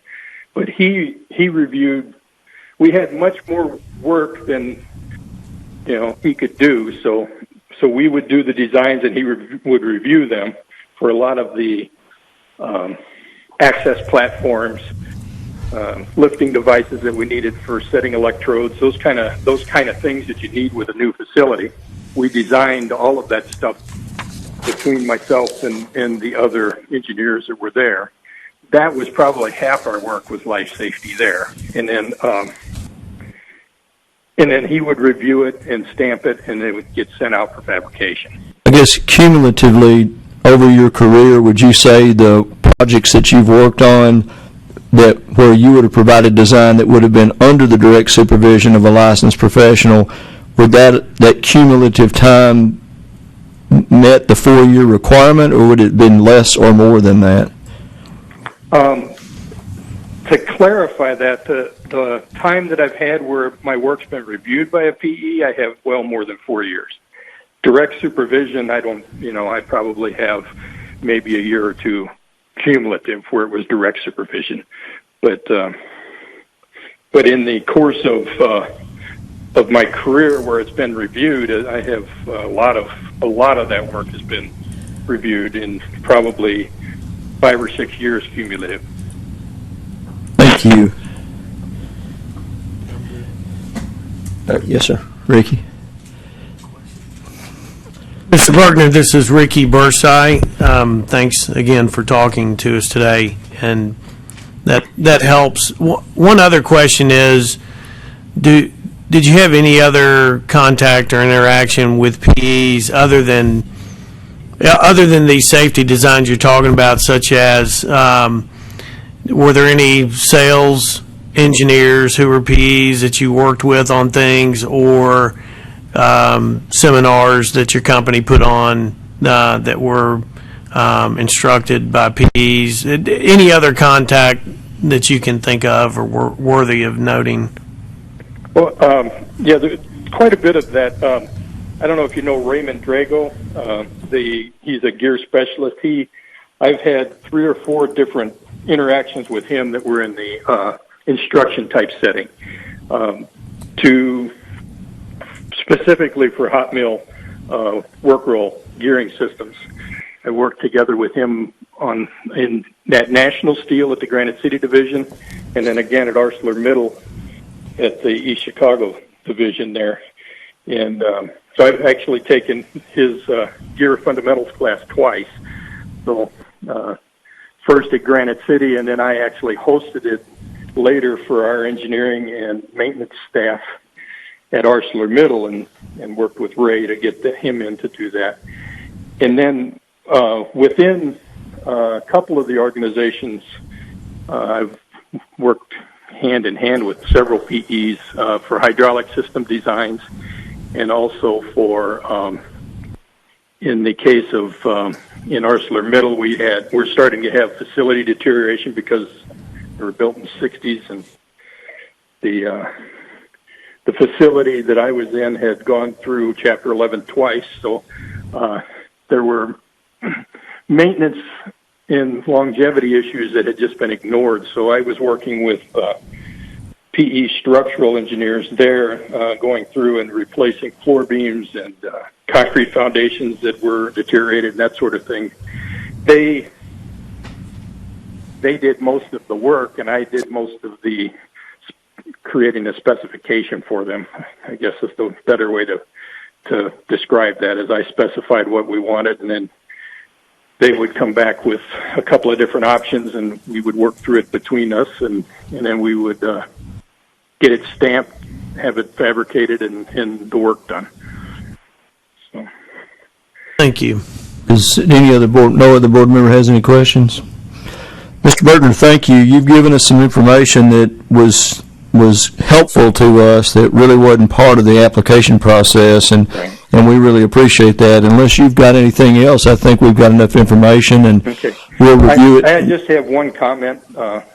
I appreciate the fact that you went the extra step here to dig a little deeper, because it's very difficult with my background to be able to document that, because, like I said, several of the PEs that I worked with have departed long ago. So I'm a little long in the tooth, I guess, for most of your applicants, but I appreciate the fact that you went the extra step here.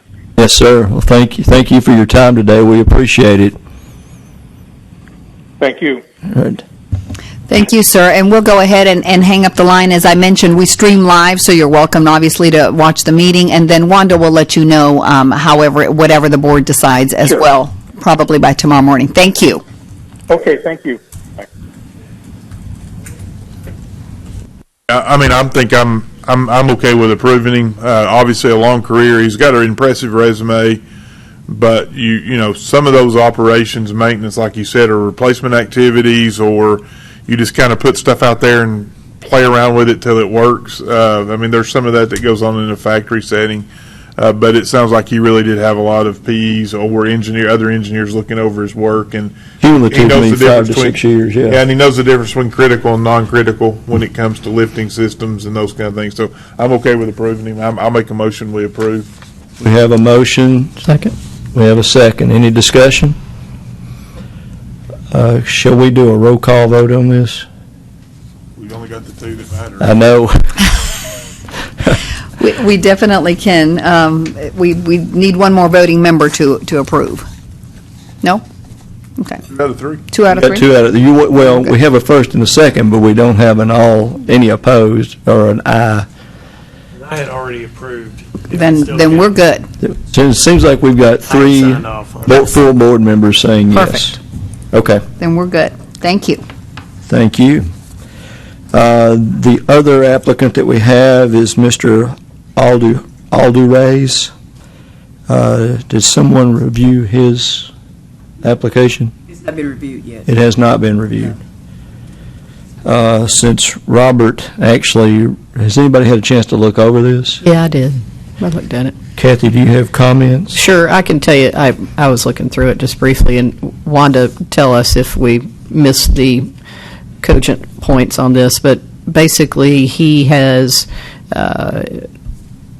submitted everything for NCWS, and they have indicated that he has deficiencies in general education of 4 hours, and is also missing 2 of the 3 general basic sciences. So he has, I believe, physics, but he's missing biology and chemistry. However, he took, with regard to the first general education deficiency, he's passed the citizenship exam, which basically nullifies that deficiency. So the only current deficiency that he has that has not yet been overcome is missing 2 of the 3 basic sciences. The candidate is a structural engineer and has passed the 16-hour SE exam in addition to the 8-hour PE. Of course, he has the fundamentals already, and he has 13 years of experience total. Everything else in his package appears to be good relative to references and prior oversight by PE, et cetera, all the things that we would look at. And again, I've just looked at it since Wanda handed us the package. It's on the iPads, but that is the only thing that appears to be missing is 2 of the 3 basic sciences. So he seems to have been focused in on his career as structural, so almost all of his projects are steel and concrete. He is, from my quick review on it, he is a structural engineer. That's what he does. So he's not a water treatment guy. He's not an environmental scientist person. He is a structural engineer. So he doesn't really have a need for biology and chemistry. So it would be hard for me to suggest that that is something that is truly lacking in his ability to be a good engineer. He's already passed the exams. So. And how many states? Several, yeah. I didn't see exactly how many it's on here, but It has a list in here it's a somewhere. list, yeah. I think his home state's Texas, I think. Yes, I think that's right. That's where he's practicing. Yeah. He's applying for commenting. He is, Louisiana, Illinois. yeah. One other thing I noticed, he had, of the required 48 engineering hours, he had 70 in his curriculum, so I thought that was impressive, too. Oh, I'm sorry. It's Ricky. Yes. That's your throwing arm, too. That's I'm it. sorry about that. I'm thinking that we had an application come through within the last year that was short a biology or a chemistry class, and it was a similar thing, maybe somebody with a little more experience. It seems like it was 20 or 25 years of experience. But we approved it because at that point we felt like it was different maybe than somebody who was applying for a first-time test or something like that, that somebody had been practicing for a long time. It was not going to be any safety concern. They obviously have been successful in their career. And we're licensed. And they're licensed, and so it was like Kathy said, there really wasn't any point in making them take a biology course. But I think we did that, and am I remembering correctly? You are. I think that was the June meeting when that happened. Okay. God, it's so short. Okay. Need to lay down? No, I'm good. Okay. Any other questions? Robert? No, I think that's right. And again, I think like Kathy said, this gentleman's a structural engineer. Structural engineer is what he's going to do, and there's not a lot of need for biology and chemistry in that. I mean, even in your materials courses, there's a little bit of chemistry if you've got concrete involved, but it's a pretty minimal thing, and hopefully you don't have any biology involved yet in structural, but probably is somewhere. But anyway, so I think I'm good with approving him, and I'd make that motion.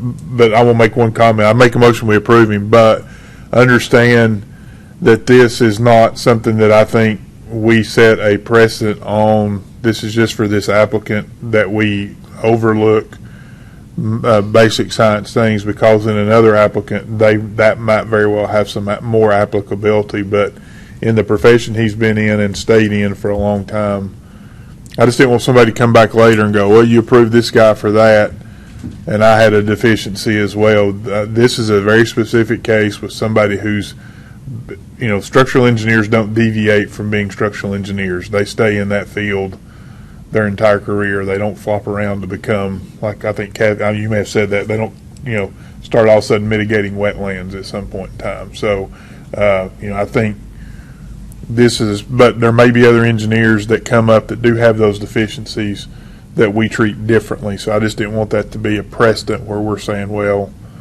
it's a blanket, we're okay with it. But in this case, I think it's very much applicable and appropriate. So I would make a motion we approve. We have a motion. Do we have a second? I have a second. But I do want to, can we make sure that we capture what Robert said in the minutes?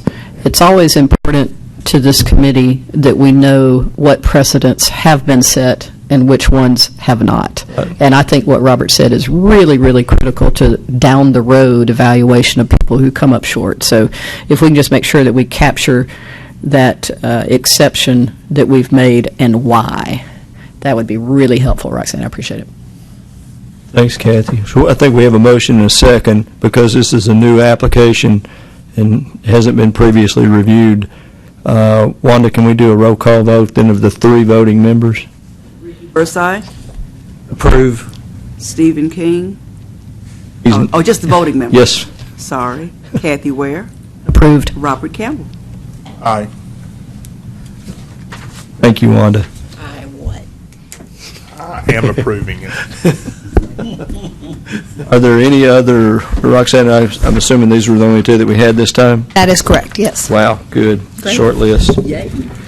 So, other items on the agenda. I noticed potential law, rule, and policy changes. And that's on all the committee meetings, and it's an opportunity for each of the groups that meets this one time a year to discuss any changes that you want. So I know that we do have some things in the pipeline with the definitions, and but anything else that you want to discuss? That's a great segue, I guess, into the definitions, Kathy. You want to discuss the... Yeah, but I can't find it. I'm sorry. But before Okay. as you're finding it, I know this is... I have them in paper, I've got 'em actually, right for the here. definitions in case, Yeah. and they were emailed to everyone, but I figured if we Okay. had them in paper, that may make it I easier. copied it, so... And I know one of the things that kind of came up in the landscape architect and the architect committee, they called it wiggle room, and I don't know that that's exactly what I will call it, but anyway, we have to at some point in time address and I don't know if it's us, as a committee or us in conjunction with some other people that have probably more of an academic background. I don't know the answer to this.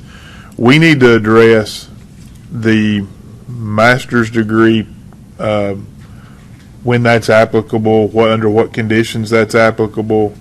We need to probably start thinking about engineering technology degrees when that becomes. Next on the agenda. Is that on? I didn't see it on the list. It's not. It's on mine. Okay.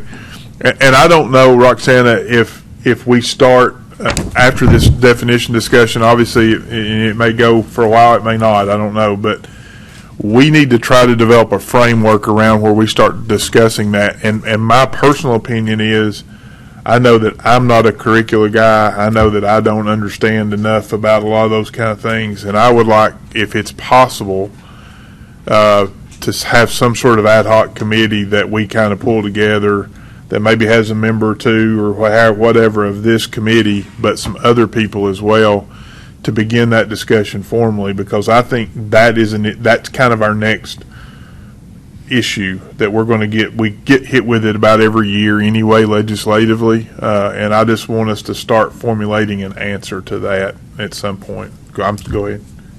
And just to clarify, our master's exception or whatever it is, that ended in this summer, didn't it? Didn't that end in July? So we're going to get some applications that are coming that now that no longer is in our law to be able to approve masters. Okay. Kathy, did you have something? I do. Robert, I appreciate you bringing that up, because I was going to, before I got into my definition thing, I was going to bring that up, is that there are a couple of major issues that I think we keep kicking the can down the road on. It's not necessarily because we don't want to address it. It just hasn't, we haven't reached critical mass. So if we want to reach critical mass on something, it feels to me like the definitions thing has moved a little bit. I don't know if it'll get across the finish line or not, who knows, but at least it has moved and we are having meaningful discussions on it. And I feel like I know so much more about what all the other states are doing and the upside, the downside, who thinks what. The three of us were on a panel for the engineering committee or engineering meeting last month, and we got good feedback on a lot of these issues. And I just wanted to say that relative to, if we want to address, I'm going to make a few that we haven't talked about. So the master's acceptance of a master's in place of an ABET accredited bachelor's degree. That's one. A technology degree, whether or not it's equivalent to an engineering degree. Decoupling, QBS, and the definitions. Those are kind of the things that they just keep popping up. And QBS was something that we had a very strong focus on. And it took a couple of years. I mean, QBS was being talked about, and it took a couple of years to make some progress on that. So I just want to say that if we really want to get anything done on these issues, I would be in favor of someone, doesn't have to be a committee. It can be a person who leads the effort on discussion or gets feedback from industry, but like decoupling. How many meetings have we had now? Before I was on the board 3 years ago. So decoupling has, at least then we have somebody, when it comes up every time, we could say, oh, decoupling, that's you. Have at it. Answer the question. So we really need to, I really, really encourage us to consider that. And if we can't do them all, that's fine. Let's pick one or two that are really important, keep the other ones on the table, and eventually knock them down. But it's just like, it's just like the continuing education thing. We're all kind of confused on what happened.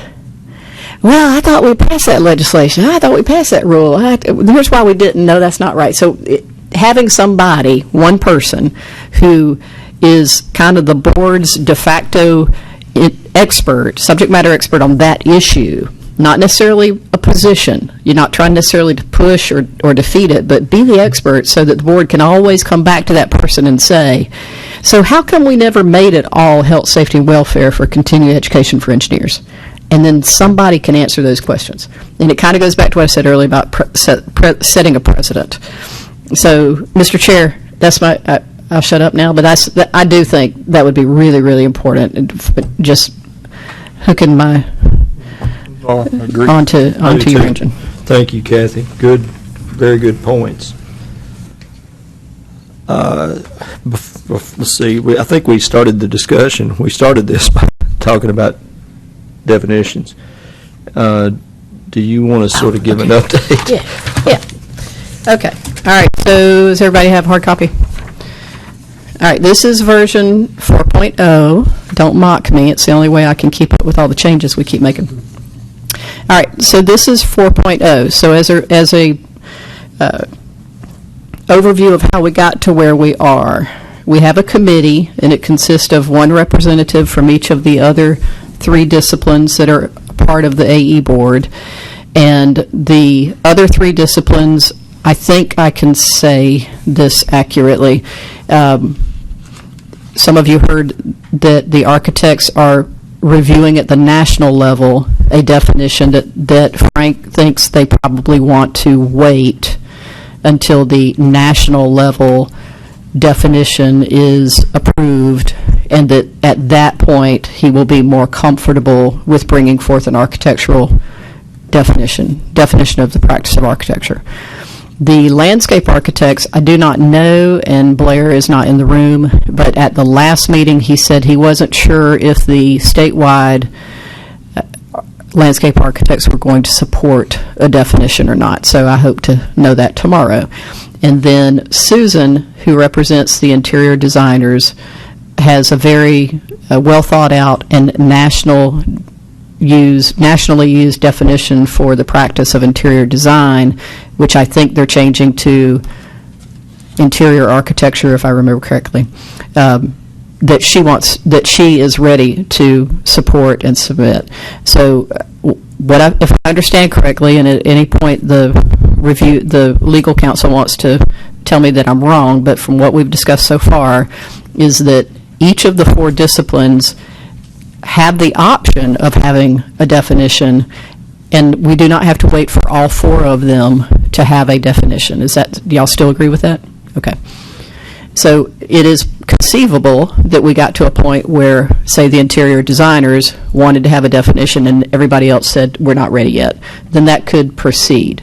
But the hope is that we at least get somewhere down the road with all 4 of them, although it may be that 1, 2, or 3 proceed with, and I understand rulemaking still, not law. Is that what y'all are suggesting? And then architecture may follow along next year. So we may or may not wait. So all of that having been said, is that the engineering definition that you have in front of you is something that if we as a committee want to promote, and this is something that we want to do, and industry is supportive, and it becomes something we want to put forth soon, then we can. We don't have to wait on anybody else. It can be done in the near term, which still is at least 6 months off, if not 18. So who knows? So having said all that, that's where we are. So now version 4.0, which is what we have in front of you. Most of you probably remember that we started with just a document that referenced the Florida and the Texas definitions. And then we sat as a group, we wordsmithed that, we talked at great length about many of the things that were in it. I took that and made it version 2 to the definition committee. We used that as some conversation. We made some more changes. That became version 3. We talked about that at the August meeting. More changes were made, and now what you see is the most recent. So there aren't a lot of changes, and I'm sorry I'm not really good at that whole track changes thing on Word, so maybe I'll have a secretary one day who'll do that for me, right? But the main changes that I made for version 4.0 is, if you turn to page 2, is I did add in the trying to address the incidental practice of architecture. Item 14 falls under the heading of the practice of engineering. On page 1, at the bottom says, the practice of engineering is hereby explicitly defined to include the following, 1, 2, 3, 4, down to 14. 14 is architecture. That is incidental to the practice of engineering and which, and then there's 5 criteria for it to meet. And this came straight out of the Utah rule that we looked at last time, thank you, and we discussed. And so some of it is things that we can add in, like scope of work as representative versus the whole. A few things are, I think, A and B are kind of really, really simple ones. Can be safely and competently performed by the licensee without jeopardizing health, safety, and welfare. B, secondary and substantially less in scope and magnitude when compared to the work as a whole by the licensee. And then C, D, and E, I would suggest to you, C is pretty easy, but it's repeating what's said in other places.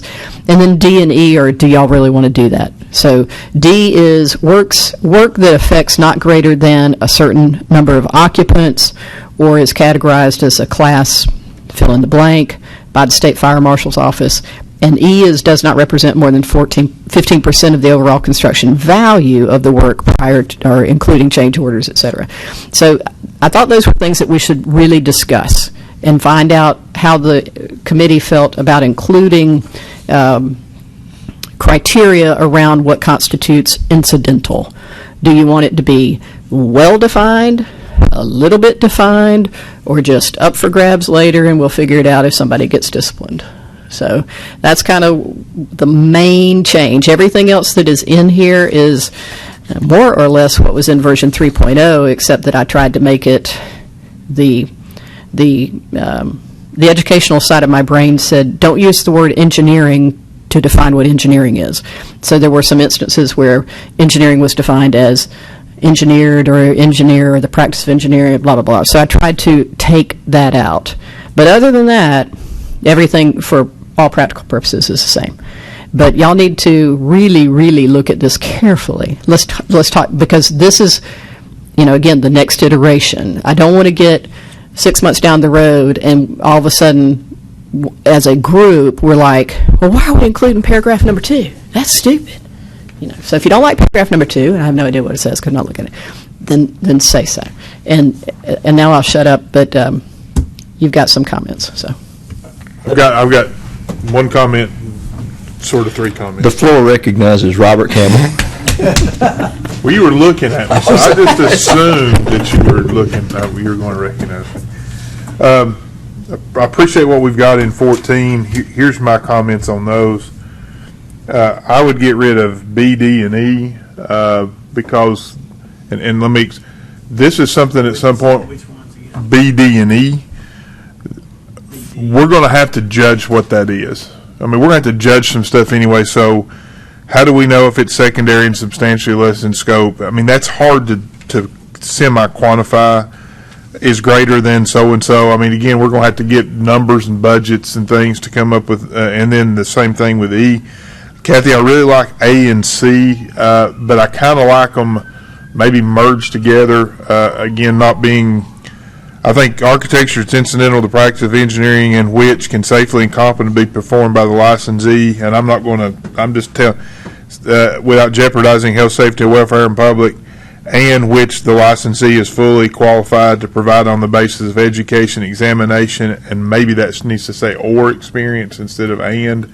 I think you put that in there and you're good, because then I look what on the other, the shoe's on the other foot, I want to be able to do architecture if I've meet those same things, and I may be doing an entire steel building.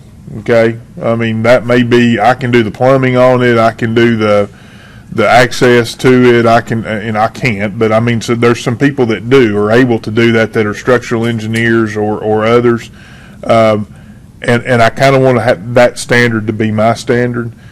I don't want them to say, well, you did 13% of the work, so that seems to get kind of hairy, and I think I can defend myself if they say, prove to me you can do it. I don't know that I can defend myself if I've got it 15.2% and it's in the law that way. That, you know what I'm saying? I mean, that gets a little, those are my comments, but I really appreciate the rest of this. This looks good. Ricky?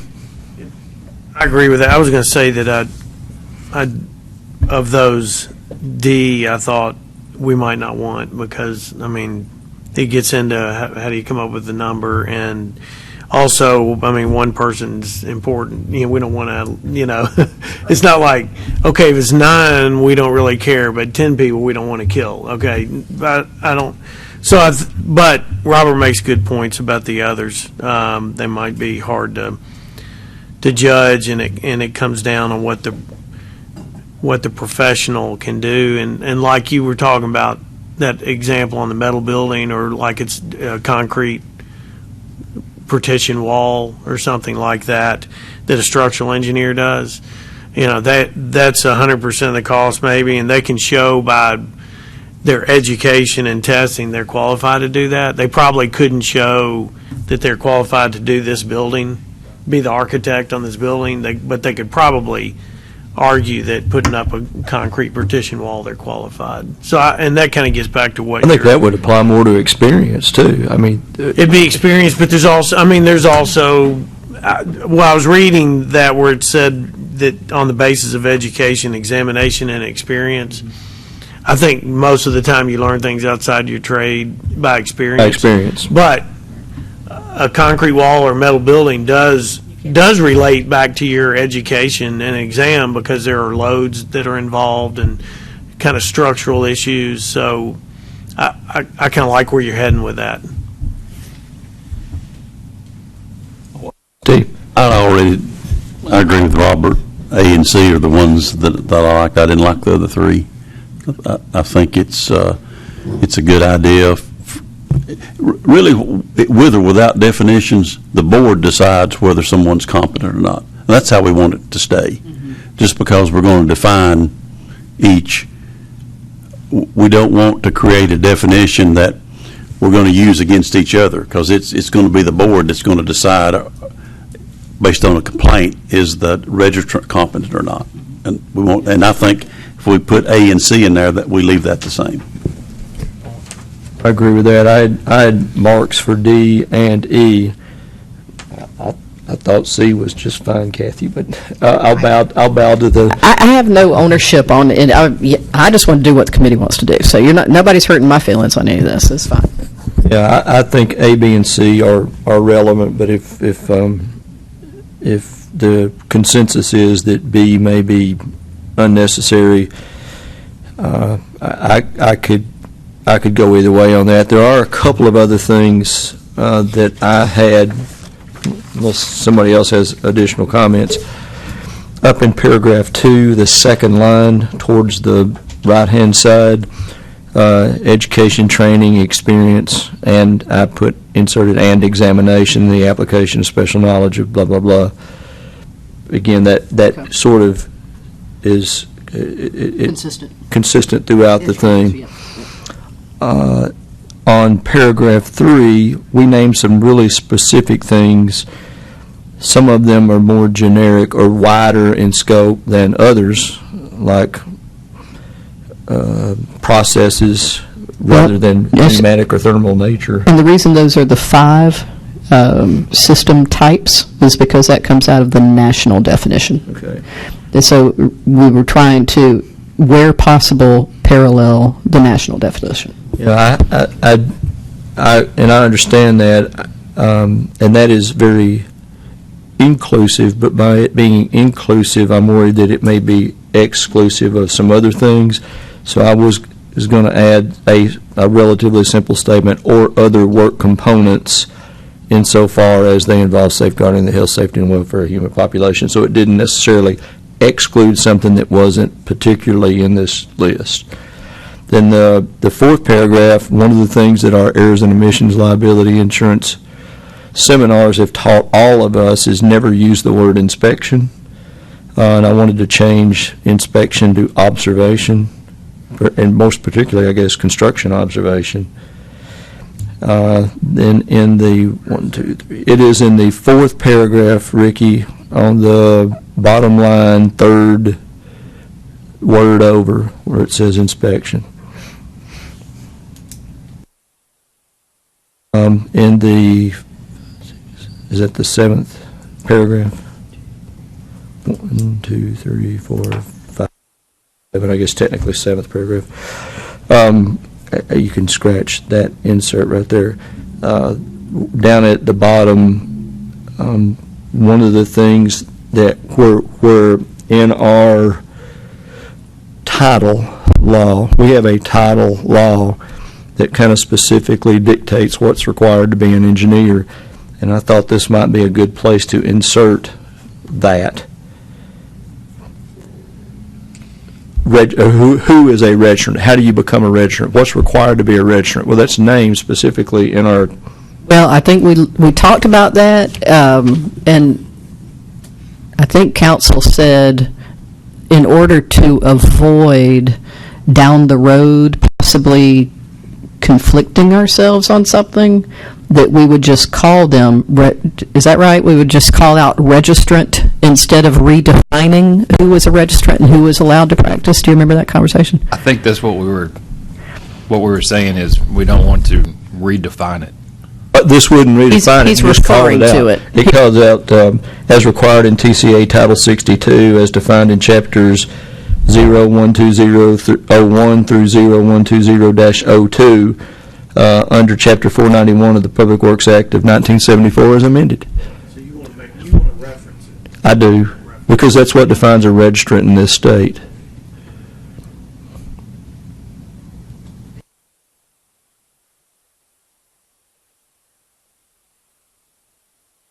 We can probably shorten that if you wanted to say something just in accordance with Tennessee's laws or rules or whatever. We can look into it, yeah. Okay. Yeah. Also something to note, if it's registrant and we're making this a rule, if registrant is referenced in the rule prior to, it's gonna, if we say define, registrant define, and then later on reference registrant, then that's gonna be the definition, so. I think that's what we decided last time. Yeah. Okay. It wasn't, it's not very clearly stated per which law, which rule, which statute, which code annotated, or which title or anything else. Well, we'll take that in consideration. We'll look at it and Okay. make it the best we can. And I think, I mean, obviously, y'all are going to look at this whole thing, right? I mean, this, you know, just because we say, here's why we want it, y'all are still going to... Right. Yeah, okay. Not to discourage the work, because you all are doing the hard work, Right. but yes, Yeah, they will no scrutinize question. it. And just two other things. Number 12 is a continuation of the second one that I mentioned, where we specifically call out certain practices or certain elements of practices, the same thing, or other work components as noted in paragraph 3 above, or you can just say, or other work components. And then item number 13, that's on the surveying part of it. Most engineers don't have most engineers who aren't also licensed land surveyors don't have the ability to do boundary line surveys. But that's in there for... It's excluded. That's excluded. Oh, excluding the surveyor. But see, I wouldn't want to, okay, never mind. Said is what this says. Okay, good. That's good then. Yeah. That's all I have. Does anybody else have any other? And I just want to go back to one where, are we repeating ourselves, number 12? And paragraph 3. Is that right? Yes. Yeah, they're kind of, I struggled with that too, because they kind of say the same thing.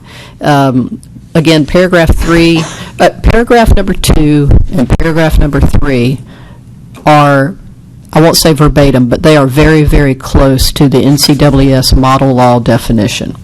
And then, again, if you remember, I took Florida and Texas and merged them, so item 12 does look like the same thing, but I left it in there because it is all prefaced, the numbers are all prefaced with, the practice of engineering is hereby explicitly defined to include the following. So we could take it out. I mean, it doesn't matter to me. It does, like I said, it was in both of those laws. That's why it stayed the way it was.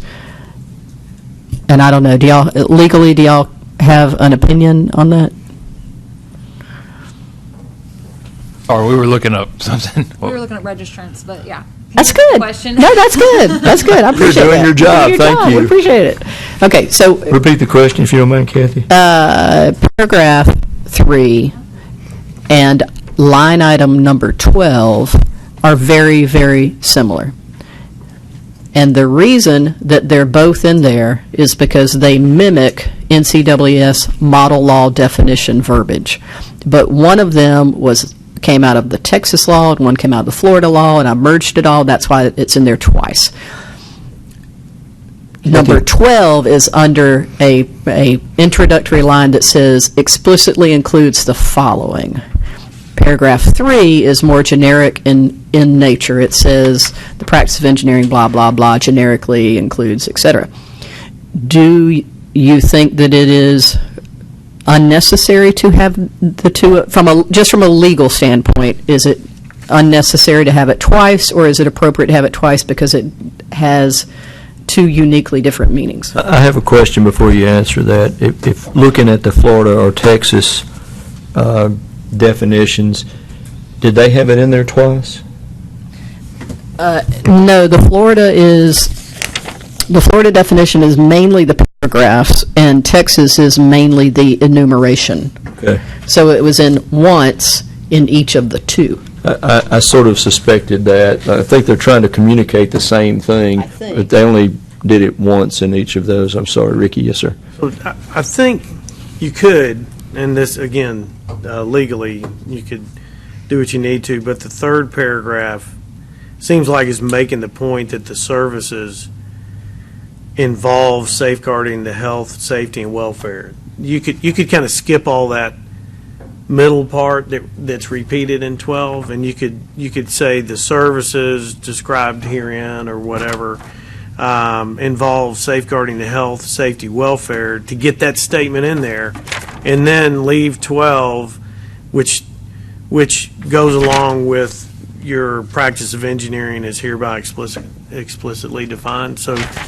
it lists those things in 12, but it might make more sense for paragraph 3 to kind of pull back and state the overall, this is really concerning health, safety, welfare, the services that we mentioned later. Okay, so if I understand correctly, then what you're saying, Ricky, is paragraph 3 would read as follows. These services or work, either private or public, involve safeguarding the health, safety, and welfare of the human population or personal or real property intended to serve the needs of the human population. Yeah, you could. That's what you could get done in that paragraph. And then leave 12 as is. Where it is, I mean, in that section, you're specifically defining engineering, and I think that's a better location for it. I agree. Yeah. Sounds good.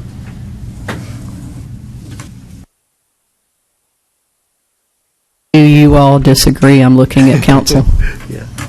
No, I don't disagree. Also, just from like a practical aspect of getting these rules are going to have to be approved by several different people, and they go to the governor's office, and then they go to the AG's office, and sometimes we get feedback of like, well, why is it twice? And those are the type of things that bring up red flags, and they get sent back, and they get sent back. So, as far as that we can be concise and clear, and reading it from a person who has no idea about these things. That's something to keep in mind when you're drafting, because it helps the process go more smoothly, and so I like that idea of protecting, We appreciate that. Does this make any sense to you at all? It does. Yeah? Okay, It good. does, Well, and understand one of the things, too, that we are going to do, right? I mean, insurance carriers are going to look at this because that's a big deal. We do also professional society, so it's going to be a pretty well vetted document by the time it gets through. And my suspicion is we submit it, and then we wait about 6 months or something, and then or whatever, and then come back again and see, almost have an informal comment period. go ahead, Roxana.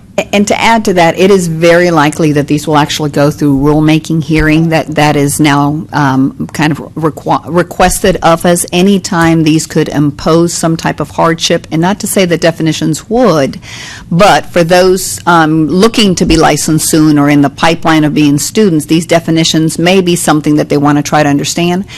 So even though we're going to have licensees and individuals that are in the organizations look at these early on, the insurance carriers, it may be very worth the time to do it in a rulemaking hearing. Just publish it far enough in advance, and then it's open to the public in our meeting, and that's when we debate it. So you have individuals with questions coming up, and everything addressed at that point, and then it continues, so that by the time it gets to our legislators and we're up before them, it's been a rulemaking hearing. So you've already had the public comment. It's looked at it from that perspective. I think given this kind of what we're seeing now, that may make sense to go that route. So, yeah, because that would bring everybody in, including insurance carriers and everybody. Okay. Yeah. And one other thing, I just want to make sure on 14C, are you okay with or and not and in there? Yes, yes. Okay. My only question was whether or not it needed to be education, examination, and/or was it just an or? Because we talked about the fact that sometimes it is part of the education. I almost think we take examination out of there.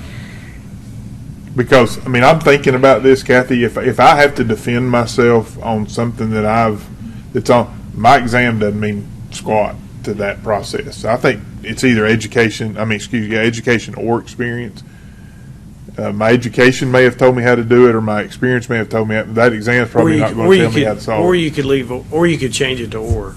That's what I'm saying, education or experience. I think you leave the examination part in there because you have to remember that this covers all of different disciplines of people, not just, what am I trying to say? The Registrant Act, the Registrant title requires education. Well, and we always go back to the three-legged stool. And so if it's an or, then theoretically, no one would ever necessarily, it's conceivable that no one ever relied on examination. But it's still a possibility. Yeah, but you mentioned the three-legged stool earlier as why what gives us the ability to make that definition. I think we switch gears now to incidental practice, and incidental practice is different than defining engineering. Now we're defining what incidental practice is.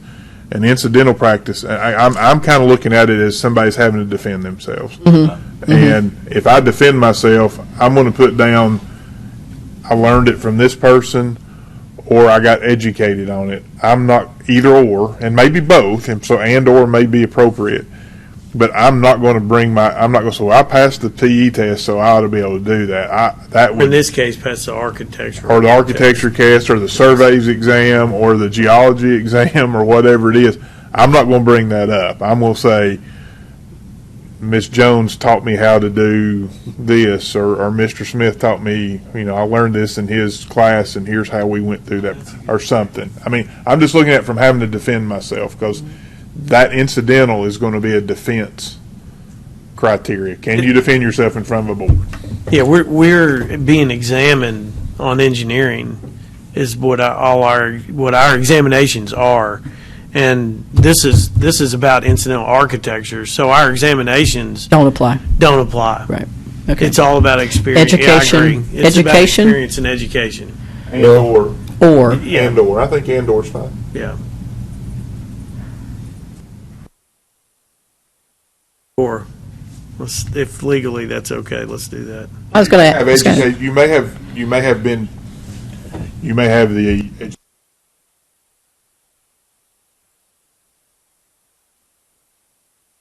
Education is certainly more broad than an exam, so you could probably fashion a defense, but I agree. I think the or is fine. We're removing examination. It'll be education and or experience. Is that correct? And or experience. Okay. Yes. Education and or experience. BD. We understand.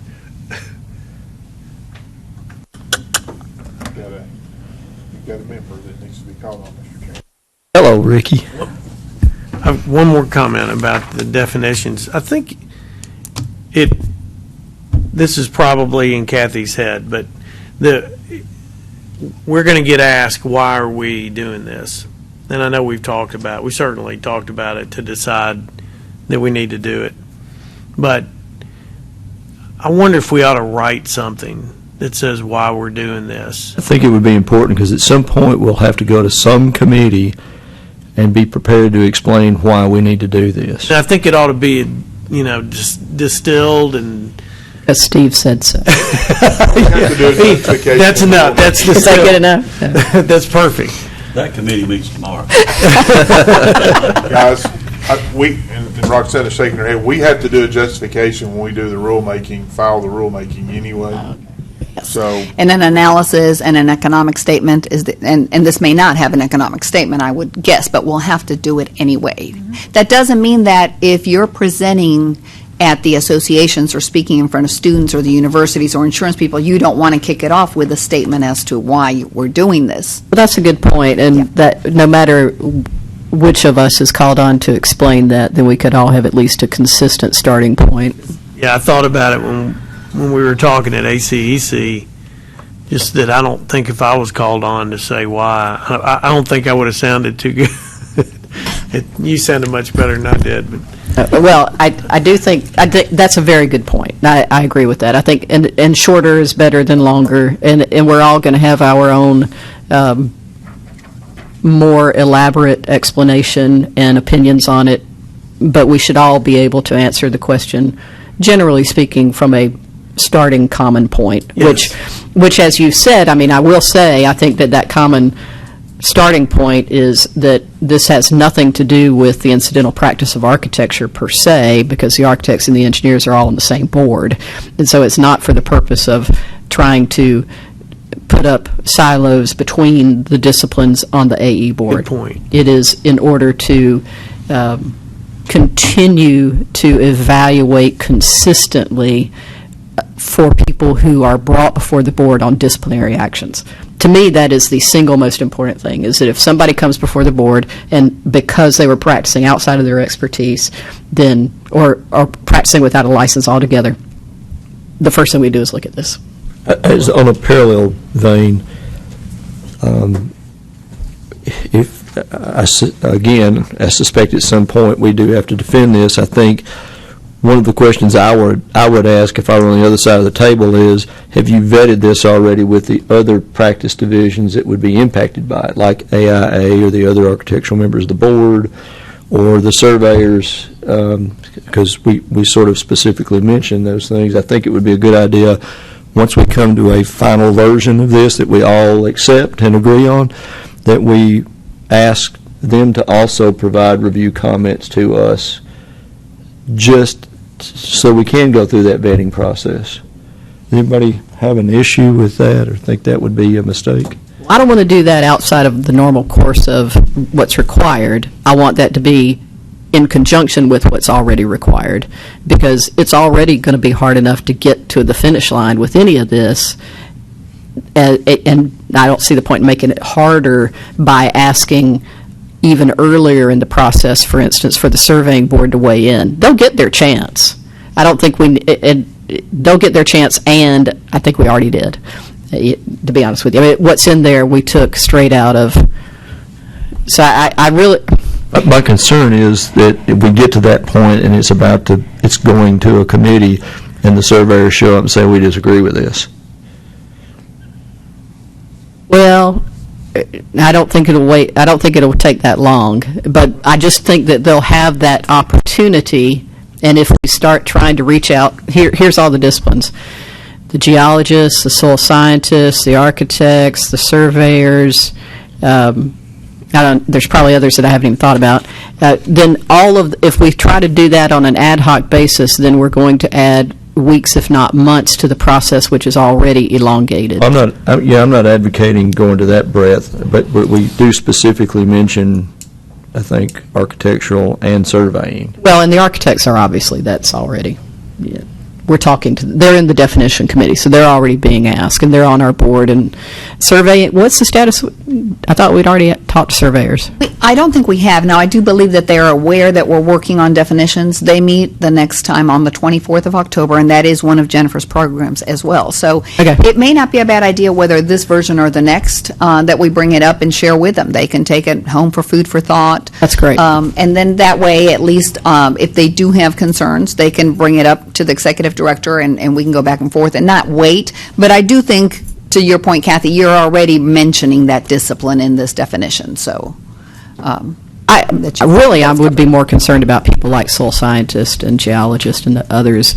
I'm sorry, I misunderstood what you said, but again, because we're not worried about the architects practicing engineering. We're not trying to write a document that keeps the architects from practicing engineering. We're all one board. We take care of understanding what the proper process and practice is. So I don't think we're worried about that one at all. But we are concerned about people who aren't licensed at all performing engineering. That's really the meat of this, is to make sure that people understand they have to be educated and experienced and pass exams in order to call themselves an engineer, and if they don't, then it should be really, really obvious. Yeah, I kind of clearly understand that, but I'm looking at it from somebody else's perspective who doesn't. And if the question gets asked, have you vetted this through the architects and the surveyors, and we say, well, kind of, I don't anticipate that there would be any issue. I don't think either one of those disciplines would have any issue, but since we specifically mention them in this definition, I think getting their consensus, or having a meeting with them and getting their consensus that we could honestly say, yes, we've met with them, we've presented the definition, we've asked for their input, they've given it back to us, and any modifications or edits that they've recommended we've incorporated, then I think we will have satisfied that condition, or that question. Well, so I think the only thing that applies to is surveyors, because we're doing that with the architects right now. Okay. Yeah. Robert? So I'm going to say part of this in jest, but part of it I'm really serious about. I could care less what the surveyors and the geologists and everybody says, and here's why. The reason we're doing this is, frankly, to protect the public, so the public has a reliable, concise, clear definition of what engineering is, so they can rely on that definition when they are procuring engineering services or engineering things, so that they don't get a non-engineered product when they require an engineered product. And that's why we've come up with a definition. It's got nothing to do with the surveyors. What it's got to do with is somebody walking into the door and saying, I'm an engineer, and they meet none of this definition of engineering, and then they go design whatever, and it fails. If we get outside that lane of protecting the public or giving the public a reasonable definition they can rely on, then this definition is basically meaningless. Because you all said the same thing. Between the professions, we can argue and figure it out. But it's the public, right? Isn't that our charter? To protect the health, safety, and welfare of the public. It's not to work between the different professions and figure it out. So if that is not the justification for a definition, so that the public can have a clear, concise expectation, and I'm not good at all the words, of what an engineer does, that definition of what the engineer does, so they can rely on that when they are needing engineering services, then we've missed the boat. I mean, and because, again, we'll work the other stuff out. We always have.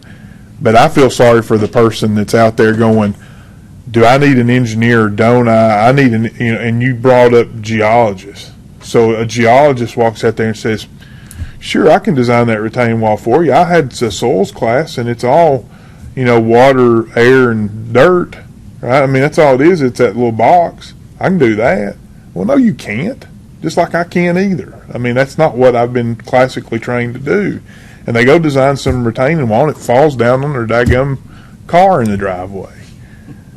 And I'm not picking on geologists. I'm just saying that's the one that because you brought it up, because it's got my head thinking in that direction. So we've got to protect the public to make sure that there's a definition there. And then, when that does happen, the public then can reasonably go to a court or whatever else with this definition and say, and again, not picking on the geologist, Mr. Geologist, what part of this definition of engineering do you meet?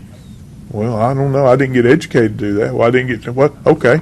Well, then you're guilty. And I mean, that's you know what I'm saying? I mean, that's if we don't have otherwise, it's just it's a protection of the erosion of the, which it may be, but that's the same difference for me.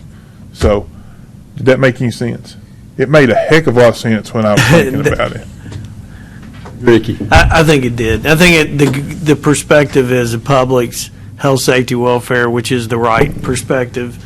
And I think that can be written in a way, we're talking about writing that, why are we doing this? And that can be written in a way that addresses exactly what you said, unlicensed activity. In the perspective of public health, safety, welfare. Yeah, that's exactly it. Because we work the other stuff out between us. I mean, if somebody walks in this thing and again, I'll just use geology example and says, I'm a geologist, I designed a retaining wall. And we go, how did you do that? Well, I've been designing retaining walls for 30 years because the guy that came up with Ready Rock retaining walls taught me how to design them. Okay, well, maybe we get that, right? But, you know, we need to have something else. The public needs to have something else to be able to protect them. I want to be sure I'm clear on what you said, that the architects are already engaged in this, and that the surveyors know that we're working on it, and have they requested a copy of the definition? Yes, sir. And I don't know that they would, ask for it. If it's open for rulemaking, they probably would come and watch and listen and read it, but they haven't asked for one because it's not ready. They just simply know that it's one of our agenda items. Okay, so I'm not exactly sure where we are in this process. Is there any other, I guess right now, is there any other discussion on the definitions?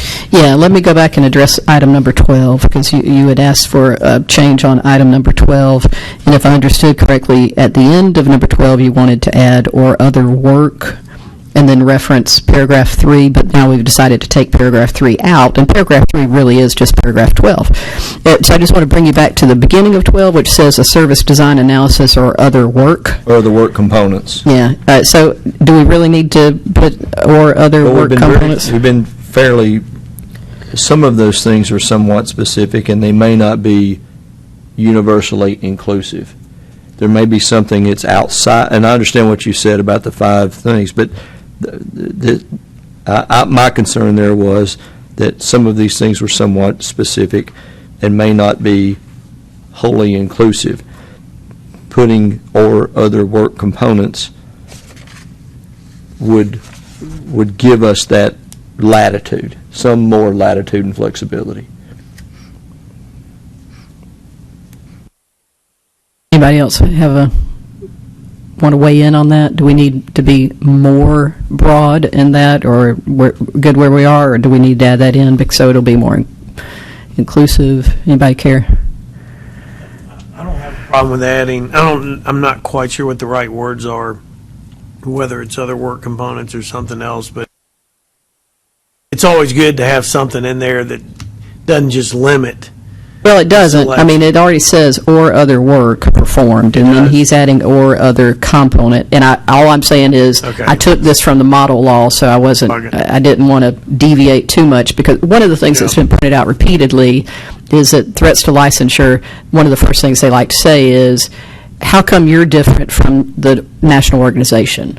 And I'm just trying not to get too far away from that, but if there's a good reason to, obviously we want to do that. Anything we can do to make it better, that's great. The reason I said it, where it says a service design, analysis, or other work performed for a public or private entity in connection with, where we say "or other work," it goes on to say "in connection with," and then it lists those very specific things. And what I was trying to do is broaden that or create a little more latitude there by introducing some, I don't know if it'd be called or considered a catch-all or not, but at least it doesn't create what I looked at as maybe something that would be more limiting. This gives us more flexibility, that or other work components, or however we word that, the attorneys may be able to come up with something that's a little better.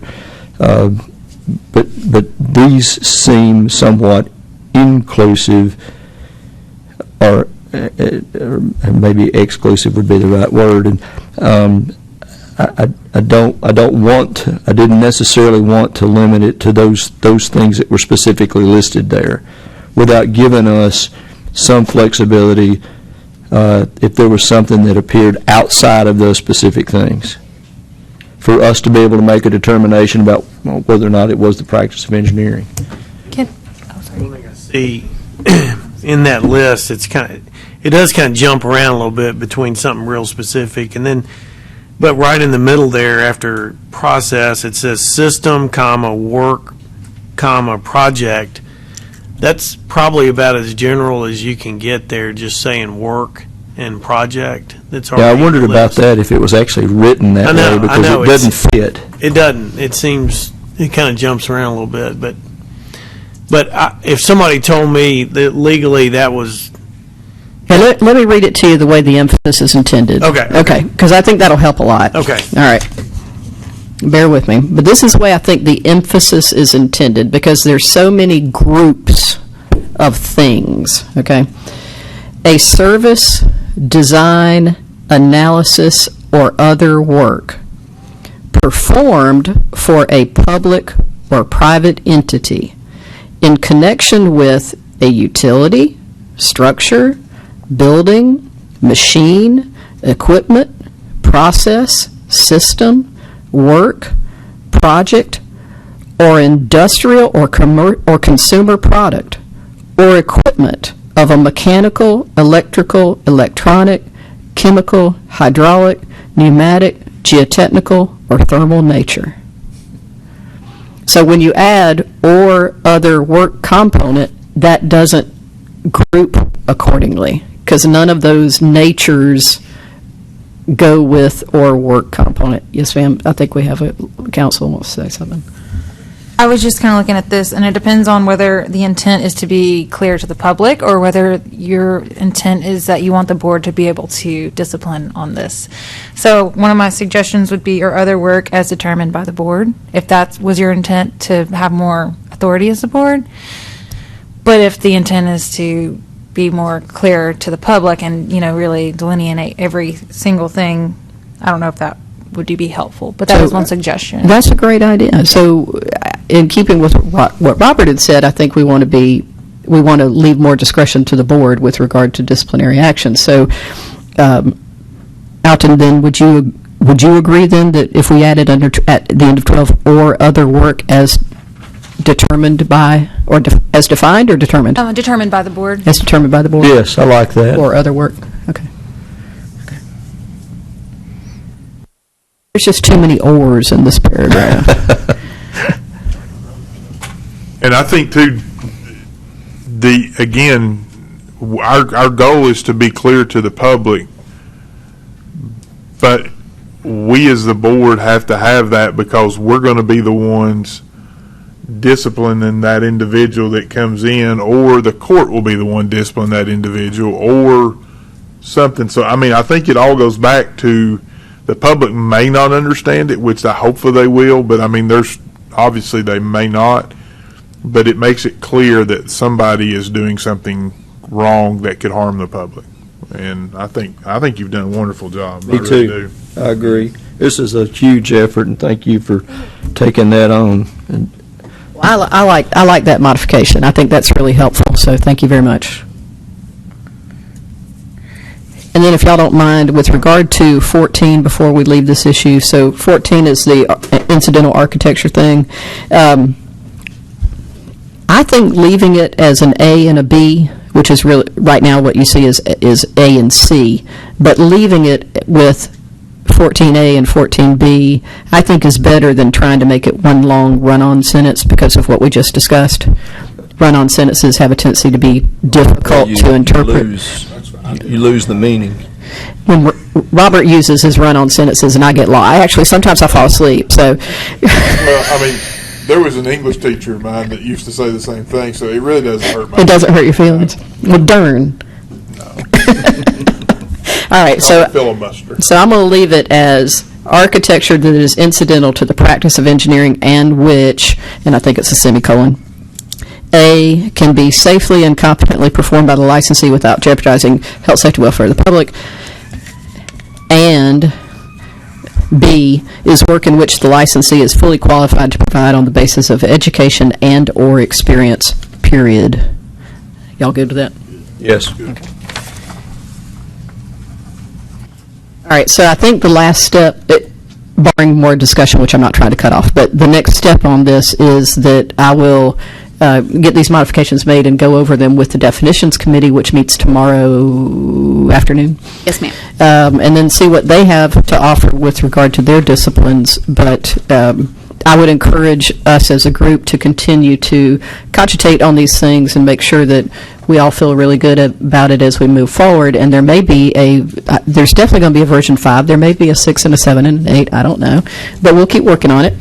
I made that change. And we'll go from there. But I really would like for council to weigh in on this sooner rather than later. If y'all are going to say, oh crap, paragraphs 1, 6, 7, and the rest of it, we'd rather know now. All right, I'm numbering these so that I make sure I'm at the right paragraph. But again, going back to what we talked about before, and I think the two of y'all were talking when we were asking you a question about registrant. Do you have a decision or a conclusion, or do you just need additional time? We need some additional time.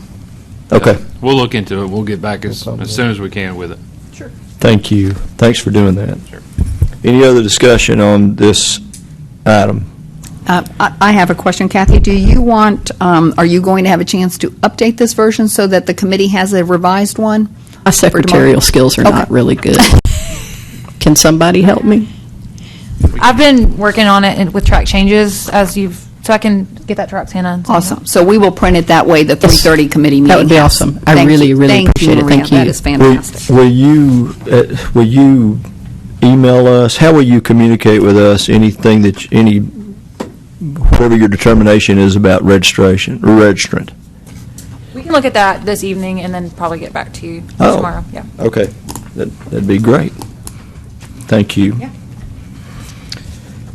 Okay, anything else before we leave? Let's go to the next thing. 3 other things that I had. One, Roxanne, I'm sorry, Steve. Leaving definition? I am leaving definition unless you have something. I'd like to hear from legal, what would be the difference in a court viewing a rule versus a definition in the law? Or is there a difference? The statute gives authority to the board to make rules, and so that's what licensees who are, licensed by the board have to abide by. And so that's, what we look at. And then, for rules to be approved, they go through the legislator who then approves. So that's something. If I can add, and maybe I'm reading your question differently, I think in the court's perspective, and so Maria will correct me if I'm wrong, there is no real difference between the law and the rules. They would expect us to uphold both, and if you're either at fault and not following one or the other, it's the same thing. The statute is the statute. For that reason, because we've been given the authority to make Through rules. the law to do the rules. Otherwise, the rules can't move. Yeah. Yeah. Would the fact that some part of the reason we're doing this is unlicensed authority, so these would be people that aren't registered and our rules maybe don't apply to. Is a statute stronger thing in a court case than a rule, or in that case where it's a non-registrant? Well, normally a statute is stronger than the rule, but the statute, like Roxana was saying is, it gives you the authority to make that rule. So basically, it's the same strength. Okay, so, thanks. Thanks. Okay. Moving along.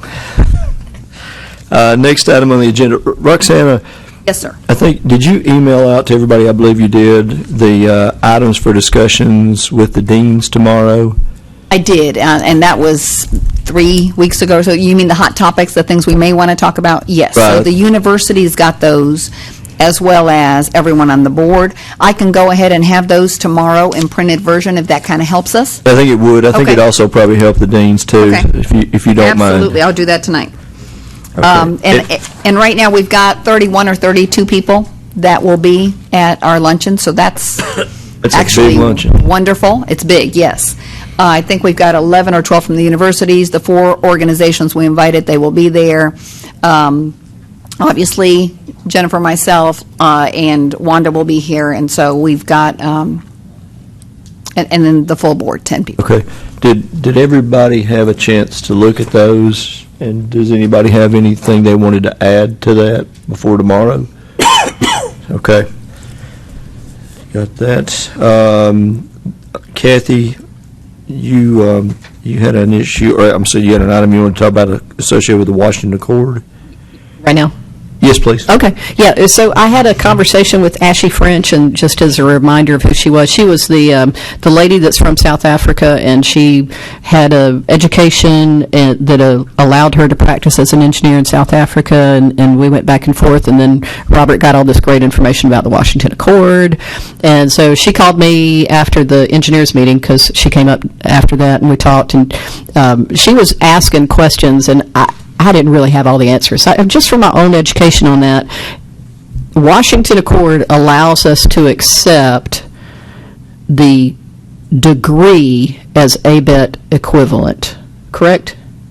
But it does not allow us at any point to recognize what they say is an engineer in their country to be equivalent as a PE in our country. Is that right? There is no reciprocity? That's correct. There's there's another something out there, and I forget, it's not Washington Accord, it's called something else, that's supposed to be on the path of having a worldwide engineer, and that's the redneck term for it. But I want to be one of those. You know, but if you're an engineer in this country, you're an engineer in every country. And I forget what that's called, but Washington Accord only applies to ABET, education, or other organizations that apply accreditation.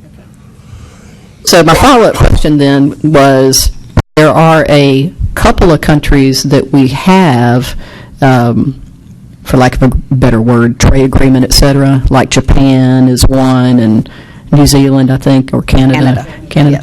Yes. And for clarification, are those people allowed to seal documents and practice as an engineer because of that agreement, or are they only allowed to use the title engineer without regard to... For education, right? Yeah, neither. Neither? No, they have to, they are able to use their degrees. They have to go through it and get a Tennessee license. So they don't get reciprocity either? No. Their education may. That allows them ABET accreditation? One piece of the three-legged stool. Okay. They still apply just like everybody else. Okay, well, that's what They still have to have the experience, and they still have to pass the exam. So then there are no cross-country agreements relative to the use of the word, the title. Is that correct? Except for this, again, and I'll have That to go might back be to coming down the road? Worldwide engineer, and Okay. some countries do that. I think they're primarily European Union type countries, but I won't swear to that either. But there's a dozen countries, but the United States has not ratified that because we have 50 states, or 52, I reckon, when you count everything. And they all have different things, and we've not got, if we were all model law and it was a federal, being an engineer was a federal thing, then we probably could sign on to that. But since it's all by the states, every state has to go through their own process. Okay, thank you. See, I was staying awake during most of those meetings. You did good. We owe all of our knowledge on the Washington Accord to you. Well, don't forget that. You won't let us. So the one other thing that we talked, well, not last time, but time before last, and I think probably the discussion continued last time, was the engineer technology, their path to licensure, which I think all of us feel like we probably need to pay attention to. And we probably need some level of discussion about our position on that, I suppose. Ricky? Is this our first meeting since the NCES Yes, sir. National, right? Yes, and Alton didn't get to join us. We missed you. Okay. So what happened? All things considered, I'd much rather have been there. Well, yes, but we knew you weren't going. We were prepared for that. We weren't prepared for Alton not coming. Then Lee got yourself ready. I got Went without saying. Touche. So there was a motion on the floor to add engineering technology into the language of, it's not in the model law right now in terms of the degree type. And I think it came within one vote, right? Am I remembering correct? One vote. 34-34, which means it fails. It would have needed one extra vote to pass. So it did not pass. Right. So it's coming. I mean, it's coming to model law. They'll keep knocking on, and the reason that'll continue to keep knocking on the door is there are 31 states in some way allow, and it's not necessarily saying that they see an engineering technology degree as equal to engineering. But they may extend the experience requirements or something like that. There's some pathway. They call it. That's the term. A pathway to licensure for engineering technology. And what I came away thinking was that right now Tennessee's law is there's no room. You can't at all have an engineering technology degree and have a pathway to licensure. It made me think for the future what we ought to consider and talk about is whether we want to add, whether it's a law or rule or whatever, some discretion for the board to look at a technology degree. And it can be what we maybe would recommend, but for instance, if we could look at a technology degree and say it was equivalent to an engineering degree because it had all the math and science, and it was just called a technology degree, that'd be one way. Another way might be, well, it's a technology degree, but this person has been practicing for 25 years, doing civil design in New York, and so it's no longer a risk to anybody. If there was some pathway or some leeway in our law or rules, we might want to consider that. That's what I came away thinking. And it is in the rules that we have that word that right now takes any discretion away from us if that's the degree. So that's good, because the rules are more in our purview to start looking at as we open that up. And ABET doesn't, but it's actually in the statute too, because it says that it has to be from an ABET accredited. And they don't right now? There is no ABET accredited engineering technology. They're accredited by the ETA. Oh, ETA. We say EAC and they're ETAC. So in a roundabout way, it's also in the law. It's in the statute, correct, because it's ABET accredited. Right. The rule says it directly. Yeah, the rule does say it directly, but it's impossible, I think, for a technology degree to have an ABET accreditation. I think it's ABET. It's not EAC. It is ABET, but it's ETAC ABET. I think, yeah. It is. Well, so one of the things, and I think this goes to the master's degree and some other stuff too, I think we just need to start pulling information of what other states do that maybe allow this. Maybe just a table that says, okay, alternative pathway to licensure. Yeah, here's New York allows it with 4 years experience and whatever it is. If we can get that master's degree under these conditions, Because I know like Louisiana, and that's the one that brought, Louisiana's got a table that says, and I'm going to mess this up, but if you're undergraduates in stuff like mathematics and you go get a master's, that's almost like they're fine. I mean, you can go get a master's in whatever. But if your master's is in,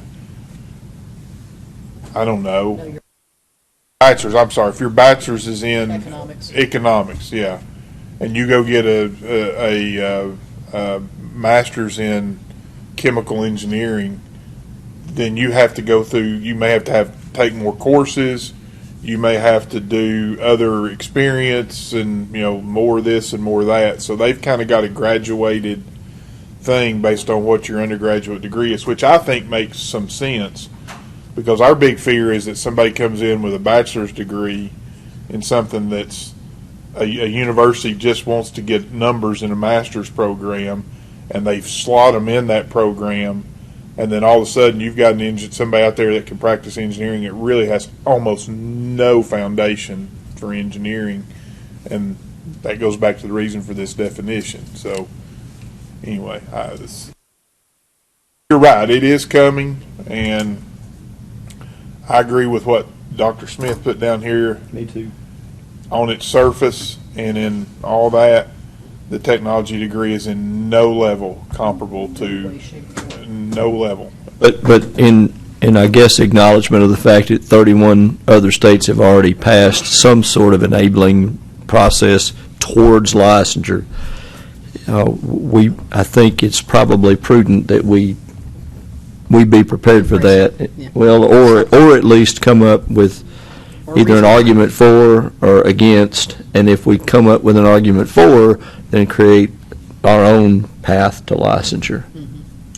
I was also going to say, Ricky, you didn't mention this, but later on they also referenced a change to the model law for the education requirement for the EAC, and all it did was drop the humanities requirement down by one course, but that change had been made by acclamation at a board meeting. It did not require approval by the National Assembly. And so one of the things we talked about was the fact that now what they wanted to say was ETAC degree should be considered equivalent to an engineering degree for the purposes of licensure. That was voted down. However, we all feel like eventually it'll be voted approved. And what they're going to do is water down the model education requirement.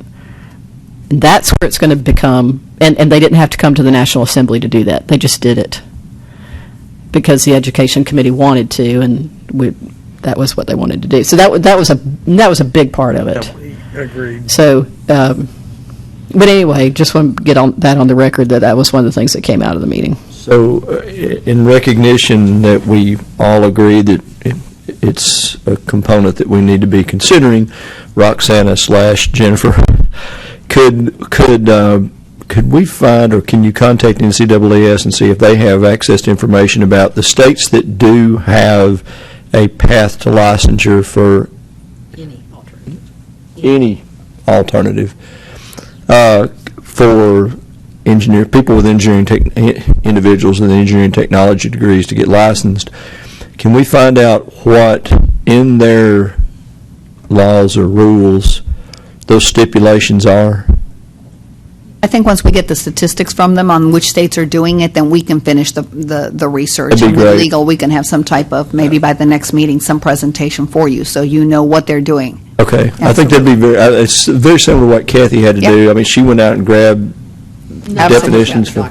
NCAAS had that document. Yes, Okay. yes. Okay. You know what I'm talking about. Absolutely, The yeah. summary Yeah. document for all Yes. 50 states plus territories. Exactly. I don't It's know all that right there there. is one for alternative pathway to licensure. I don't think there is, but they know it because They it's been do. asked so much, especially in preparation They for have the some- last yeah, they meeting. had so They much know which information. ones they are. Published, Yeah. but they But do. they can That's gather right. that information and get it, Yes, and yes. from that you can Yes. go to those individual And states. I bet you they probably. have it for the preparation of the last meeting. I mean, they Okay. knew the stance, so. I think that would help all of us kind of understand what other states are doing that created from their perspective, that was okay to authorize that path to, or endorse or embrace that path to licensure. Absolutely. Yes. About the masters, is that what you were suggesting?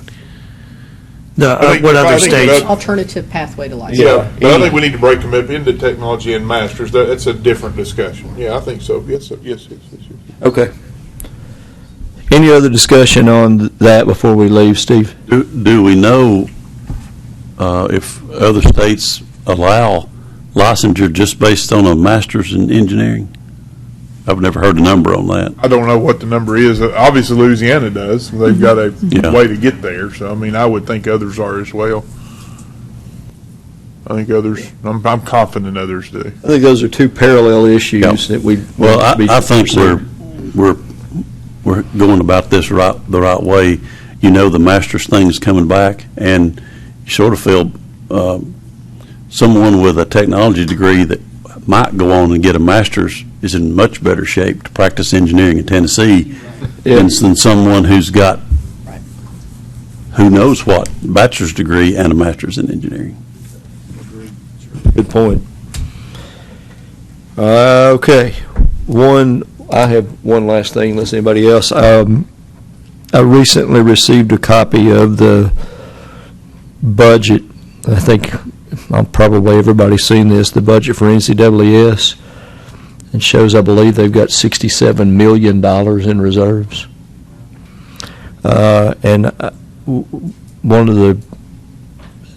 Surprisingly, I got asked to serve on the finance committee. That's not one of the things that I asked, but they put me on a committee, they put me on the finance committee. And I'd like some feedback from the engineers about whether or not they have the same concern that I do, that organization has $67 million in reserves. So we invoked the name of Robert and voted against numerous issues that came up. And we knew we were going down in flames because we could tell by conversation with the participants on the floor at the national level that there was no way that restrictions to spending were going to pass because those people are drunk on money, that it's just out of control. But we said, literally, Ricky looked at me and said, "We're voting no for Robert." I said, "Hell yeah." They did. I can vouch for that. They did. This was This is how David Koresh got in trouble. Alabama. Tried desperately. Right. They put forward a motion that had some limits on how much the reserves could be, and that if they were over a certain amount, I mean, it was something that was well thought out. It wasn't just thrown together, but you could tell it wasn't going to go anywhere, and so I think we sided with Alabama. I think it may have been just two of us voting. It was a 7%. Something. It was something really low, bad. but it was like we were carrying our Robert flag on that. They've got a bylaw that says they have to have 100% reserve, which is I know of no business that has 100% reserve. Okay, especially with an expanding budget. Yeah, and you just bought a brand new building that's a huge asset that's going to be part of a significant annualized expense. And I think that the argument before was, well, we're going to go build this building, which they ended up buying one. We're going to build this building. We don't know how much it's going to cost, yada, yada, yada. We don't want to have our hands tied in it. But that even got exempted the last time. It says, we understand the building is a separate issue. This is just operating budget stuff. I don't mind them having their reserve. I've got a reserve in my business, but I've got a plan to do something with that reserve. It's buy new equipment. It's try to get into new markets. It's whatever it is. I've got a plan for that. They don't seem to have a plan that protects, that furthers. Well, the premise is they got to keep that in reserve in case of a breach. But that's a lie, because the breach doesn't cost that much. And you can get insurance to take care of They the say breach. no. They say you can't buy That's a insurance. lie, too. You know what the answer, the problem is on that? Because we discussed it on the insurance. The reason they can't get insurance is because they're not doing a valid job of protecting the database. Lloyd's will underwrite anything that has a low probability of being violated. And if they were to go to Lloyd's and say, here's what we need to protect. Yeah, Lloyd's right now has said, no, we're not underwriting that. because there's a high probability you're going to get breached. Okay, well, tell us what we need to do a better job of protecting our data set, and then we'll get all that together and we'll come back to you next year, and then they'll get policy. But that's why they can't get anybody to underwrite it right now, because they're at risk. It's like saying, I want good insurance. Well, I'm sorry, but you've got 3 DUIs. We're not underwriting you. Okay, we'll go away and be clean for 5 years and come back, and then there's a better likelihood that you won't have a breach. That's the problem. Carry that message back and get them to do a better job of looking for insurance for something that is insurable. Right now, they can't get insurance because the thing that they have, they're not doing an adequate job of protecting, and it is quote-unquote uninsurable.